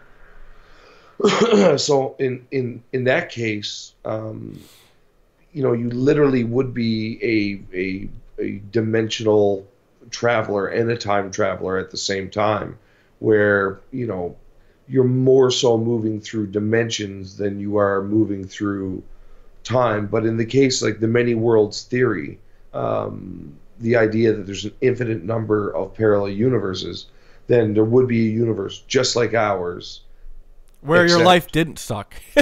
Yeah, exactly. Be a universe identical to ours, but 100 years in the future. For sure. Right. So, before, I mean, do you want to do like that little, it's only a little story that came in while we were doing the show. Did you want to cover, oh shit, I deleted it. Okay, I got it back. Did you want me to, did you want me to cover that? Yeah, he was watching it. It's from Juggalo. He's watching us right now. Juggalo J. Yeah, sure. All right, so we're going to do Juggalo's story. All right. So he is in the chat. All right. He says, hey guys, I'm watching live now, so figured I'd tell a story I've been told. I will share more in the future. I've never known this guy to lie, and I have seen the evidence that's mentioned in this story. So he has a close friend who he will refer to as Tim. He was married 12 years to a woman named Alexia. They would go camping every weekend for the 12 years. Suddenly she passed away due to heart failure. He stopped camping for a year. Finally, he said, I'm going to go one final time. So he went to their favorite camping site. He stayed 4 days. First 3 days, nothing odd happened. But upon the fourth night, he began hearing human-like footsteps. So he unzipped the tent and, of course, saw nothing. Later in the night, he felt an invisible being snuggle up to him just as his late wife would. I guess it felt like his wife. And so he leaves right then and there. He gets up, he gets home and starts looking through the pictures that he had taken. And upon looking at them, he discovers his wife standing in the background smiling. And in the very next image taken, seconds after she's gone, just then, he hears his cell phone beep. Now, this cell phone had been deactivated for a year. Plus, the battery was fully dead. So he opens the case, looks at the phone, and from a private number, a message read, "I'm glad you went back to the camp. I'm always with you with love in my heart." That's actually kind of gave me goosebumps. That's now, Ron. Did you pay attention to that one? I certainly did. All right. So this is a message, like when people have a loved one that has passed, and they get some sign, I guess, that they're on the other side and they're with them. So let's go through that thought for a second. The fact that if true, she's always with him. And I don't know what I think about that in some sense. Obviously if I died, I guess I'd want to be with my family too, but at the same time I'm thinking, like, is that the afterlife? Is that I'm just a ghost and you get to hang around and watch other people live life and we can't interact? Is there no heaven? Is there no Fuck that, I'd be off exploring the moon with my ghost body. Well, yeah, right? So, that's the thing that comes to mind anyway, is that, or maybe that, we have to look at it like some people are, they're not ready to move on, or maybe you're able to be in more spot than one at the same time, right? Well, that's perhaps there's a mourning period for the dead themselves. Perhaps. That, after death, if you're conscious of the fact that you're dead, perhaps just as for people, some people get over the death of a loved one relatively quickly, whereas other people could take years and may never, fully come to terms with it. I don't know why. I don't know if you heard it this way. when I was reading this, for whatever reason, when I got to the part, it was like, first 3 days, nothing odd happens, and upon the fourth night, this is the way I read it in my head. I almost fucking said it. Upon the fourth night, he began hearing human footsteps, so he unzipped his pants. That's the way. Instead of tent, like I read it as. It just. That's a little Freudian. I think that may say more about you than anything else there. It's like I heard footsteps, so I anyway. You heard footsteps, and you're like, oh, dick's out. Oh, fuck.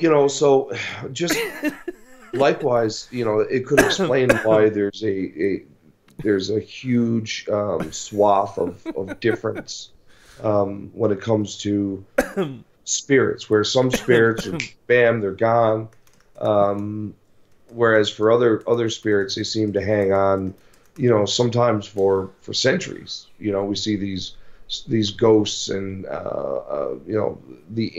the English castles with spirits in them going back to the Dark Ages, kind of a thing. Kings and queens and ladies and lords and this kind of a thing. Now, stuff like this really depends on the the way you interpret the spirit world.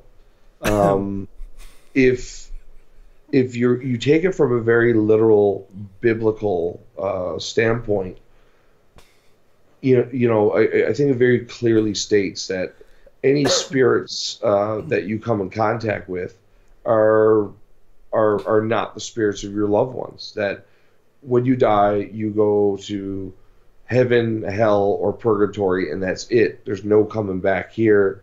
So whatever beings that you're in contact with through seances or necromancy or whatever, are not your loved ones. They're gone. They're unable to interact.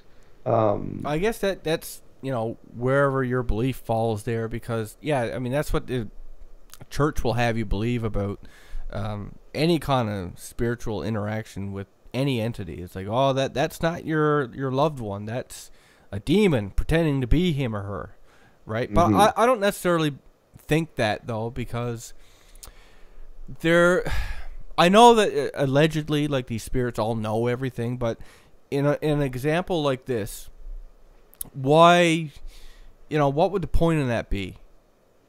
Right? Like, oh, well, here we are falling into the trap of trying to interpret the actions of a non-human entity through, through human mindset.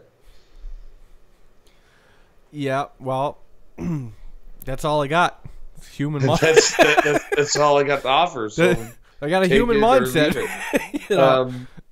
Well, I mean, yes, and that's what makes thinking about non-human entities and their possible psychology what makes doing that so difficult. It's like trying to think about fourth and fifth and sixth dimensions, right? Like you really can only conceive of 3 dimensions or 2 dimensions or 1 dimension, right? To go to fourth or fifth dimension in your head, it's a logical leap that is just too far for most people. Likewise, when we're dealing with non-human entities, we almost always, and I see this with serious researchers and armchair researchers like ourselves, but almost all the time they try to explain the actions of these entities in very human terms, try to interpret it through the psychology of a human being. I just don't think that is always the case. Now, let me be clear. I think with this story, it's almost certainly this guy's wife, is almost certainly having this beautiful paranormal experience.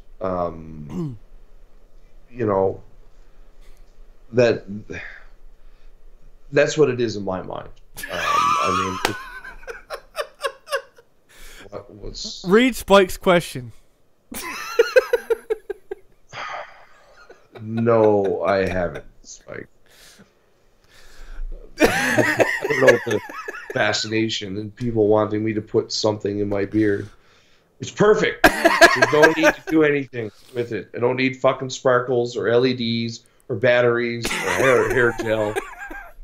It's perfect. I digress. I think we should have an episode where you experiment with different things in your beard.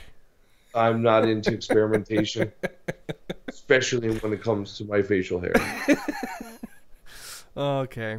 Well, anyway, we're gonna we got 7 minutes left because then I gotta eat and do my night stuff before I go to bed and go to stupid work tomorrow.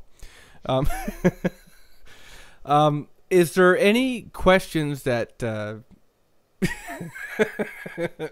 I mean, do we want to ask questions, or do we want to throw beard fanaticism just out on the floor of like different things we can do with Ryan's beard? I mean, it just it seems to be it just seems to be. Well, we got braiding of beards, gel, blinking Christmas lights. Braiding's fine because the Vikings did it. Action Bronson. I don't know what that means, but anyway, is there any questions that I'm just scrolling back through to see if there was anything. There were some specific questions that people asked about, the accelerator and that. I apologize if we didn't get to if we missed a question over there. um, a beard bun. Oh my god. Princess Leia hairstyle. Oh, Christ. Time slips and glitches. Again, that's one of those things that falls into a real bizarre variety of the paranormal experience. Um, is it possible for reality to have a glitch in it? Is there? You know what? At first, the whole theory sounded, like, I mean, I'd entertain it, but, not necessarily buy into it. But I will say this, man, ever since we've, like, started really going over all the different details of, the things that we experience here and glitches in software and games, emulated reality. I'm really, like, I can't say either way what I think anymore. Like, it almost seems plausible that we're in some kind of simulation somewhere. And part of me feels like saying, why was I programmed to feel pain? Right? Yeah. The numbers, mathematically, when you run the numbers, it's far more likely that we exist within a simulation inside of a simulation than we actually exist in the real universe. And there are some real top minds in the world that think along the same lines. And there does seem to be computer code buried in the very equations that we use to describe the universe around us. If that's true, right? Like, okay, entertain that thought for a second. That we are code, right? So, what kind of a fucking monster would I be in a game like Grand Theft Auto? Because obviously they would have to have been programmed to, like, we feel pain, and it's nasty, right? We don't like that. We don't like the feeling of fear and adrenaline. So is that equivalent to the code in, like, an NPC in a Grand Theft Auto game that's like, if this happens, you run here. If this happens, you run there. If this happens, you die and blood comes out. Is it, do they feel that? Like, you get what I'm saying or trying to say? I get what you're saying, but with you're comparing a super advanced quantum computer processed hyper realistic simulation to a video game made for profit and entertainment.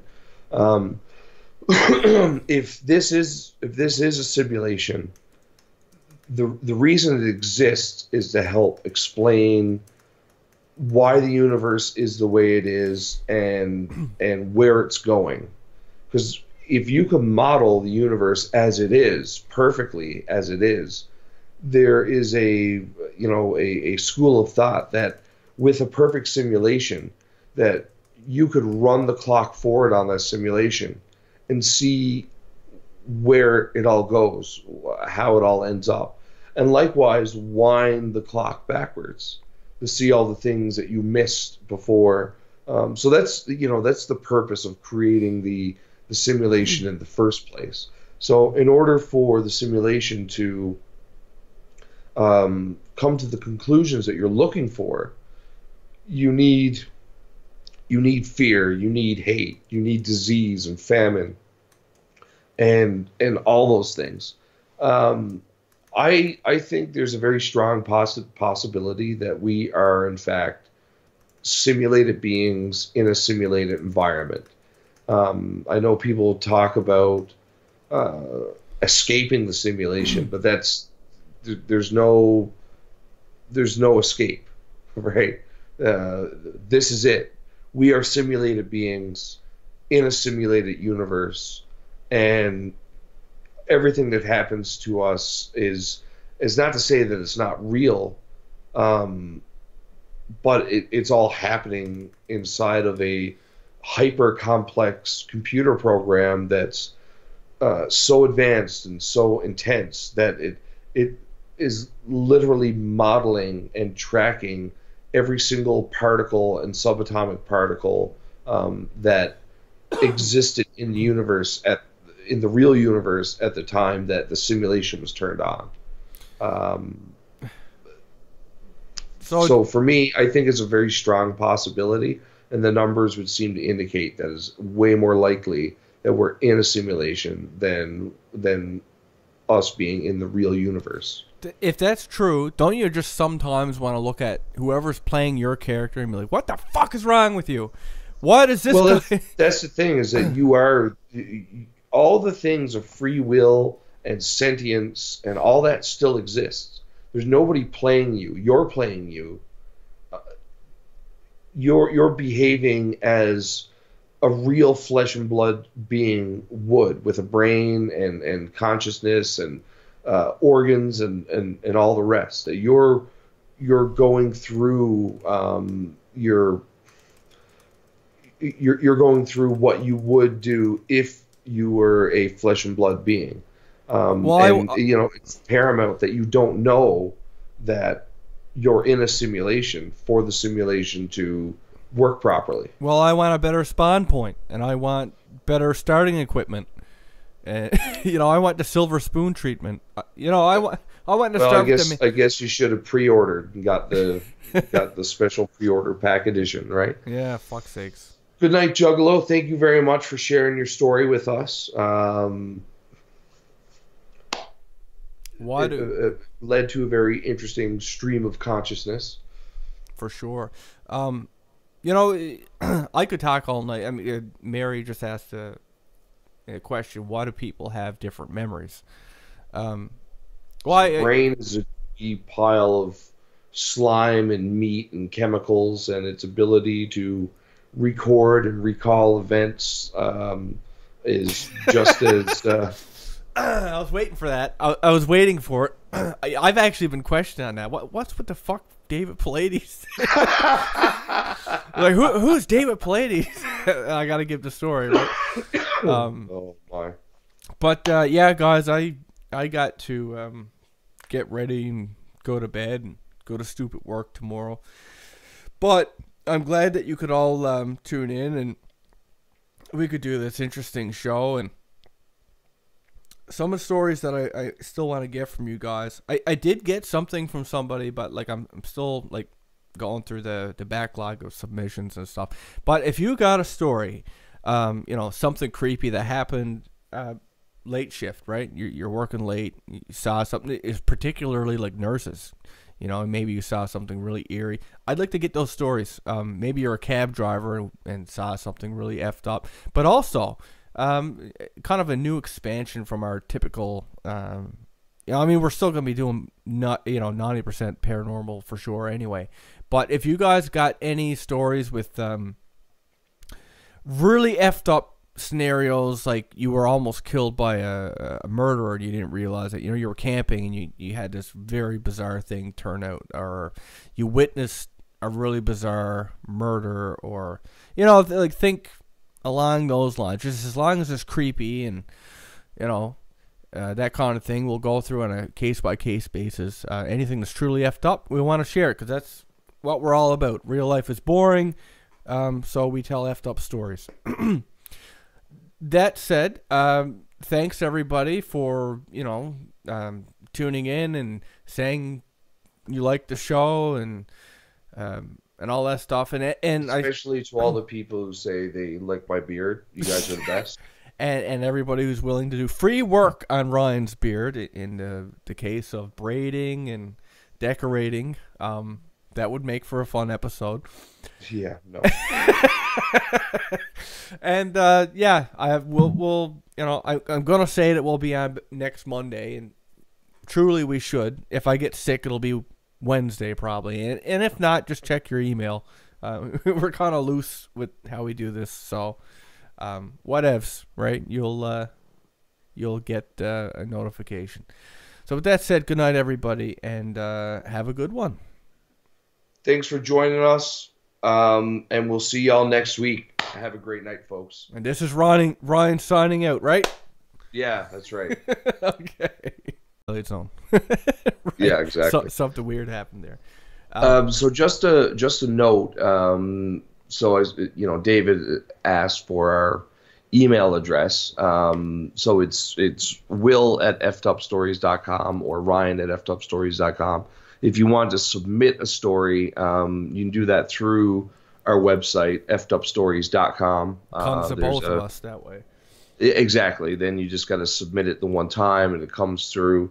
It's not going to be flagged as spam or something. You know, our email, our official email is kind of wonky sometimes, so that might be the best choice.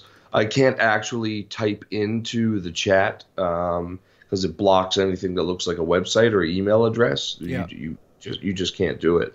So I just wanted to throw that out there. But I guess we should jump into our next story here. All right. So this is story 2, all from the same person.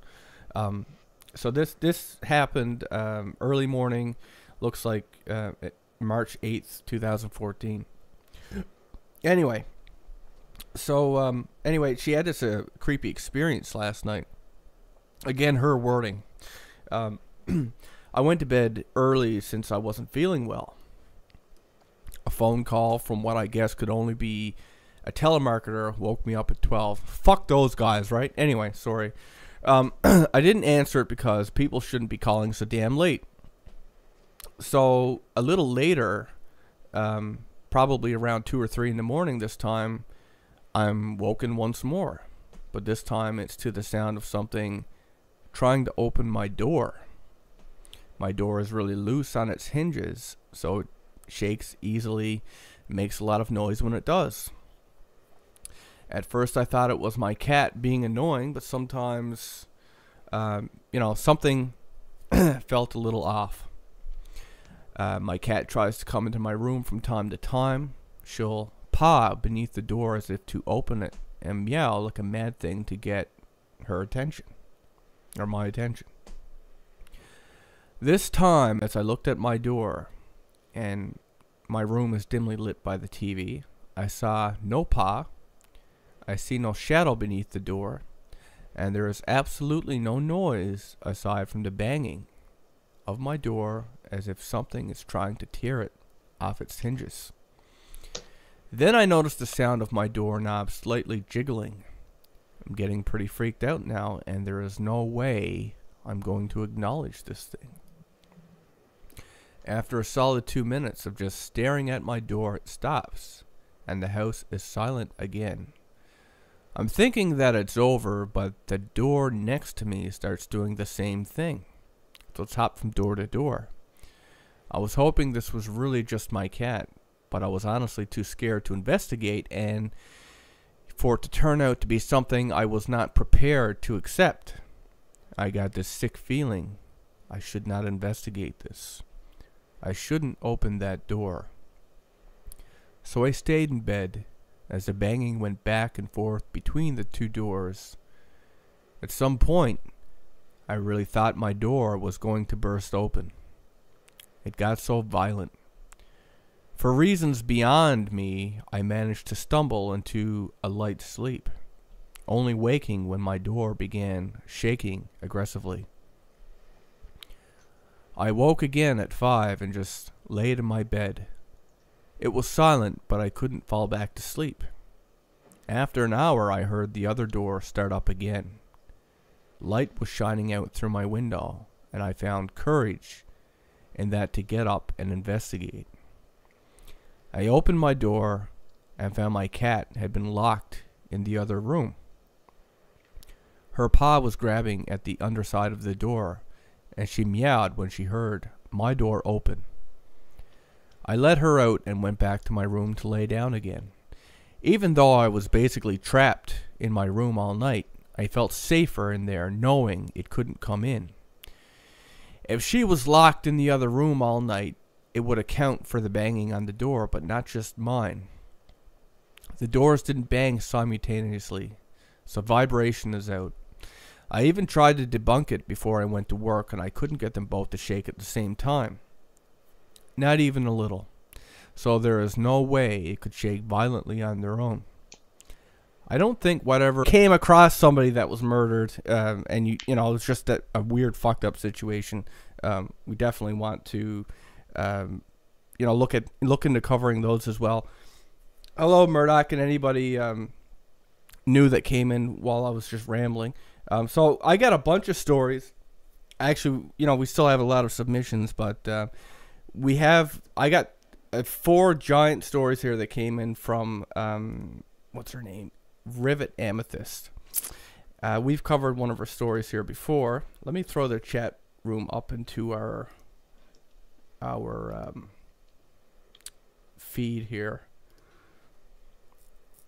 Yeah, I know. Although Buckley's is terrible. I'm Tylenol cold is is working well for me thus far.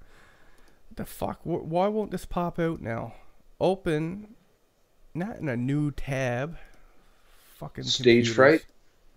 Stage fright? I don't get stage fright. No, why the thing won't pop out? Oh, maybe. Let's see. Okay. So, yeah. Hey to my brother. Always great to have you join us here on the stream. David, something about a drug story. You should take my drug trip story. I just cracking up at Jay Jenkins. I got murdered once. It puts me right in mind of Monty Python with when I used to come home. I got chopped in 2 with a bread knife, or, I had to eat a lump of cold poison a half an hour before I went to bed. And anyway, all right. So, sorry, were you gonna say something before I start? Oh no, I was just going back through the messages, see if there was anything there. No, I haven't recently run into any specially abled children recently. And yeah. All right, cool. All right, anyway. so we're going to start with Amethyst Rivet stories here. I'll start with okay, so this one is called actually, there's no name. This is my first time through it. I have no idea what I'm going to encounter, so you guys can think of this as Christmas. We're opening gifts. We're all going to bask in the glory of what this is at the same time. So I don't know if this was all a dream or if it really happened. The event was completely random. There were no strange occurrences leading up to it, and there were no weird or spooked out feelings. It just simply happened. It was a completely ordinary day. I had work all day and then went home, where I spent the rest of the evening with my boyfriend. Obviously, this is from her point of view.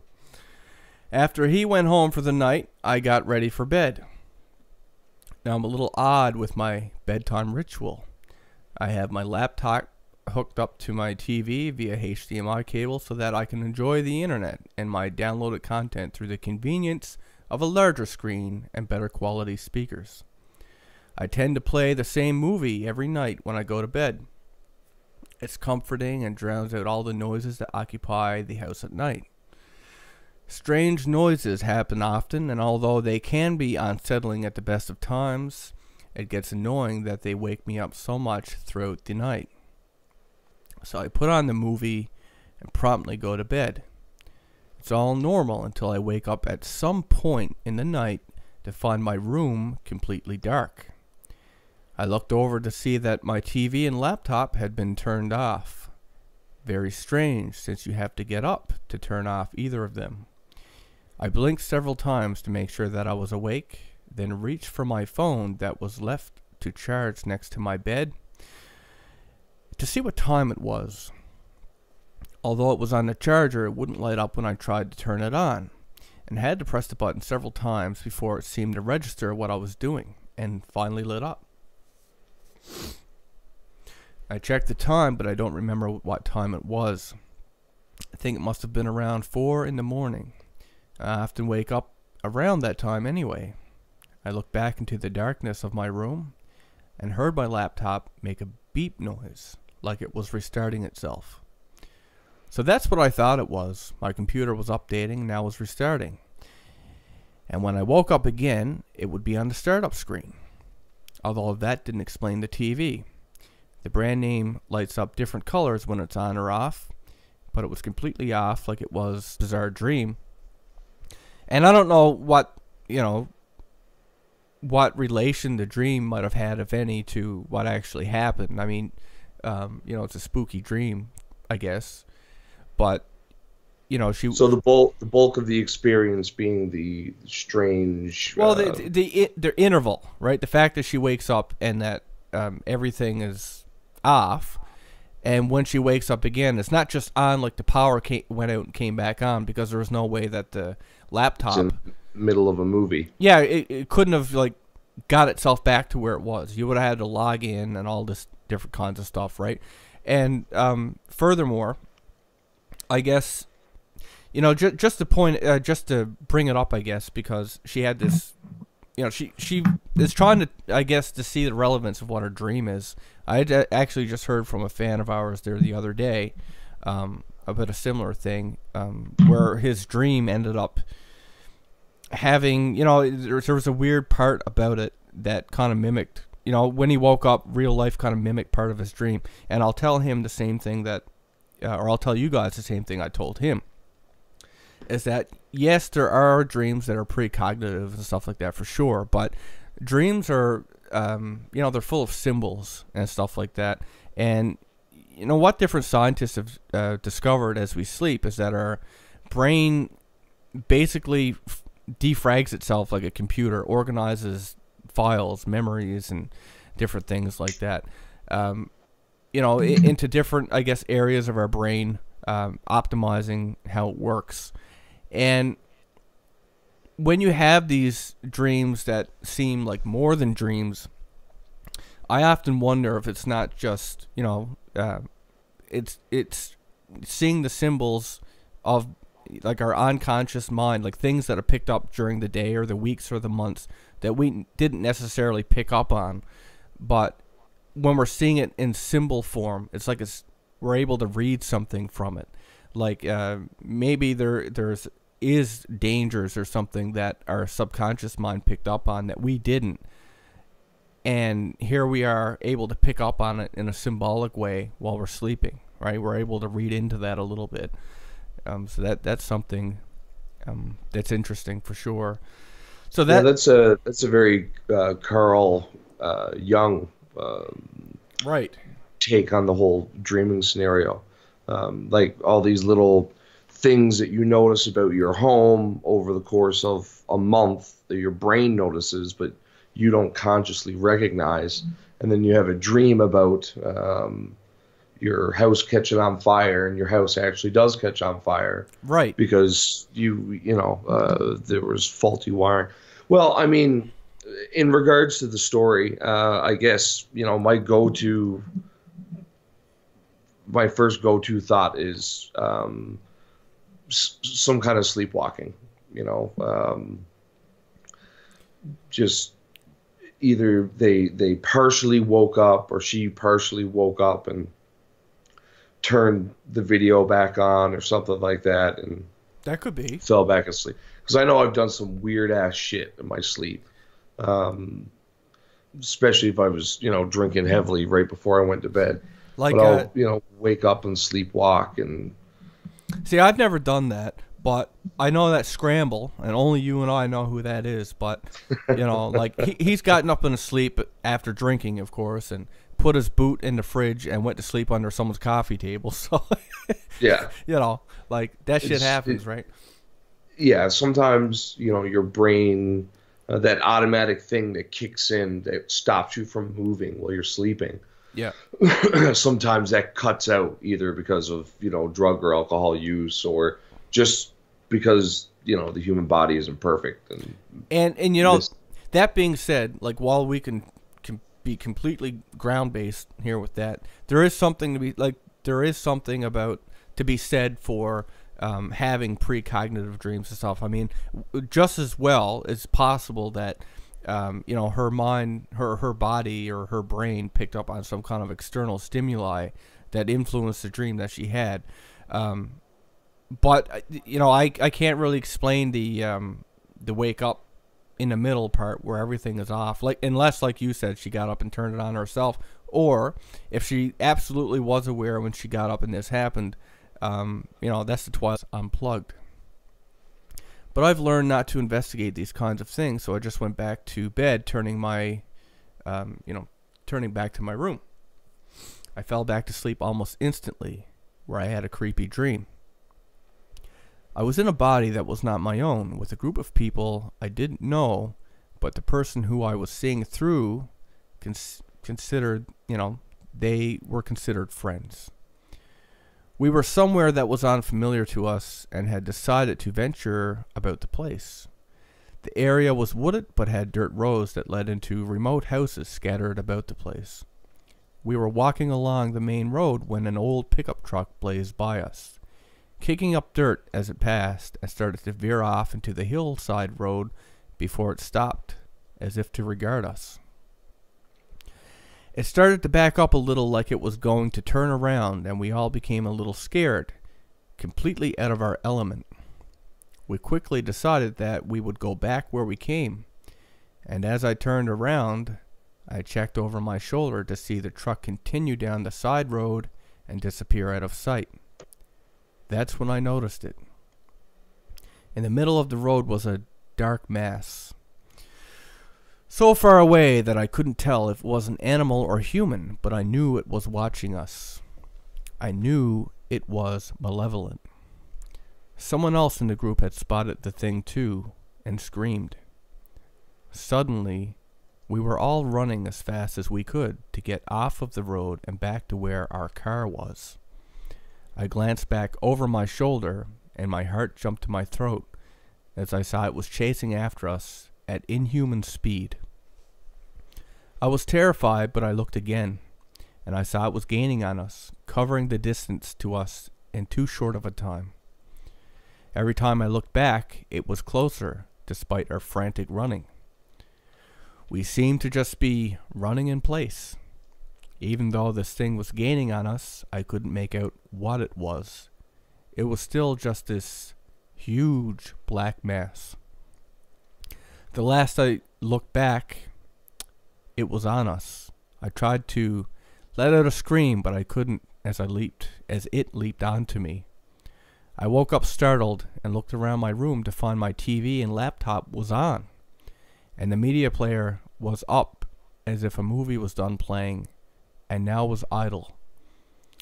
This would have been completely normal if I knew that both were turned off earlier. If my laptop had restarted, it would be at the startup prompting me for the password, and the TV would still be off in either case. So that's story number one. Let's discuss this, Ryan. So I told the story. Do you want to offer your input first? Well, that's a bit of a weird one. So again, I'm trying to keep up with the chat and listen to you. The bulk of what I got from that was this weird animal-like creature. Okay, no. Okay, Yeah. let me summarize it, then we'll go. I get it. I know it's hard to do both. So basically, what she did, she had this dream. Well, before she had her dream, she watches the same movie every night. She sets it up on her laptop, and she hooks it up to her TV. Like via HDMI, you get a better picture, better sound in your laptop, right? Yeah, and she wakes up and everything's turned off. Right. Well, when she wakes up, her TV is off, her laptop is off. And at first I was thinking, power outage, right? But the point that she made, and it's true, is that first of all, if her computer had come back up, it would be at the login screen, not into a movie. The second part being that, and this is what I thought of, is that a laptop, unless the power went out for a considerably long time or the battery was almost dead. I mean, if you got it plugged into a TV, you got it plugged into the wall anyway, right? You're not doing that overnight on a battery. So it most likely would have been plugged in, and unless the battery was dead and it wasn't plugged in, the battery would have went for a couple hours anyway. It's especially in like standby mode, right? And the other thing being that when she woke up and everything was off, she fumbled with her phone, and even that, she had trouble getting that to work. So after that, she had this. I gotta change the name of this. I'm just gonna call it Effed Up Stories for now, and I'll change it later. I think Well, I'm just waiting for it to say we're live streaming. Okay, we are live. We are live. Now, I don't think... Oh, yeah, I just got the email. You just got the email. I don't know if we're going to get anybody tonight. I'll start off. Actually, I don't know if it's just... I don't know what the fuck to say. There's no one there yet. We'll just give it a moment. I'll show you this. You can see my stream, right?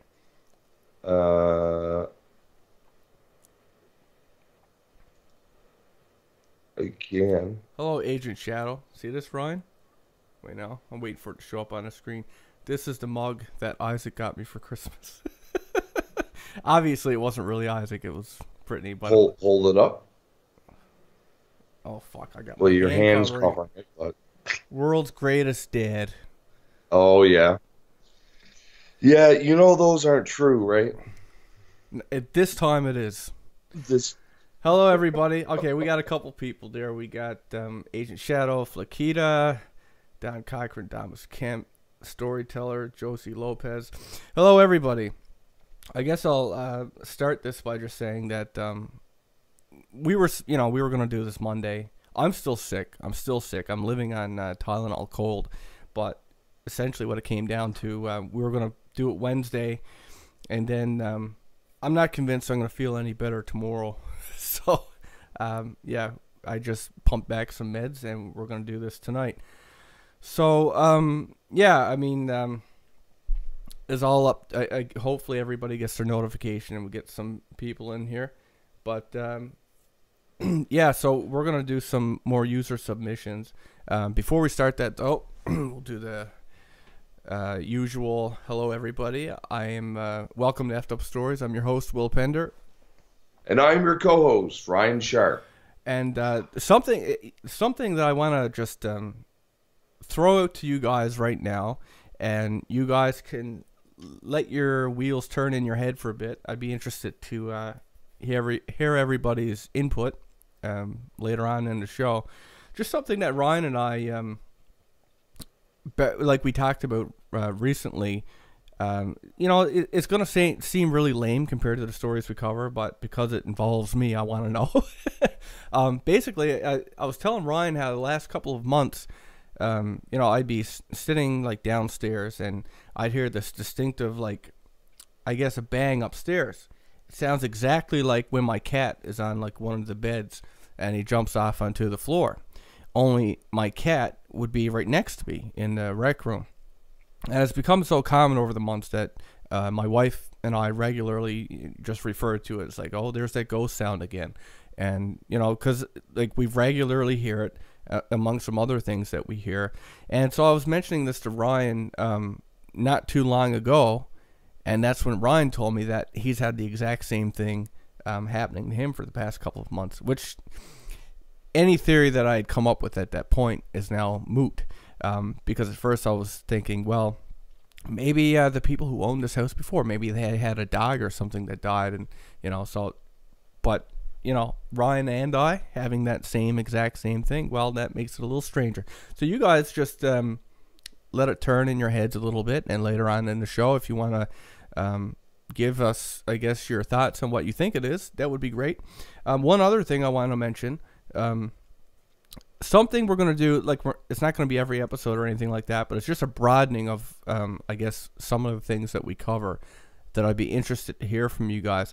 Anyone who's had, like, a really effed up story involving, not necessarily paranormal, but maybe you escape being murdered, or, like, a really eerie case. We're going to do it on a case-by-case basis, but... maybe you narrowly escaped being murdered by somebody, or had like just a really fucked up experience some night camping or whatever. Just something really that's scary, that is along those lines, but not necessarily paranormal. On a case-by-case basis, we'd start to tell those. And in fact, if there's any murder stories that you know of that's within your your story or your family's story or whatever, well, we'd like to hear. So yes, if you've ever been murdered, we'd love to hear. No, well, I mean your family. If you're someone in your family, or if you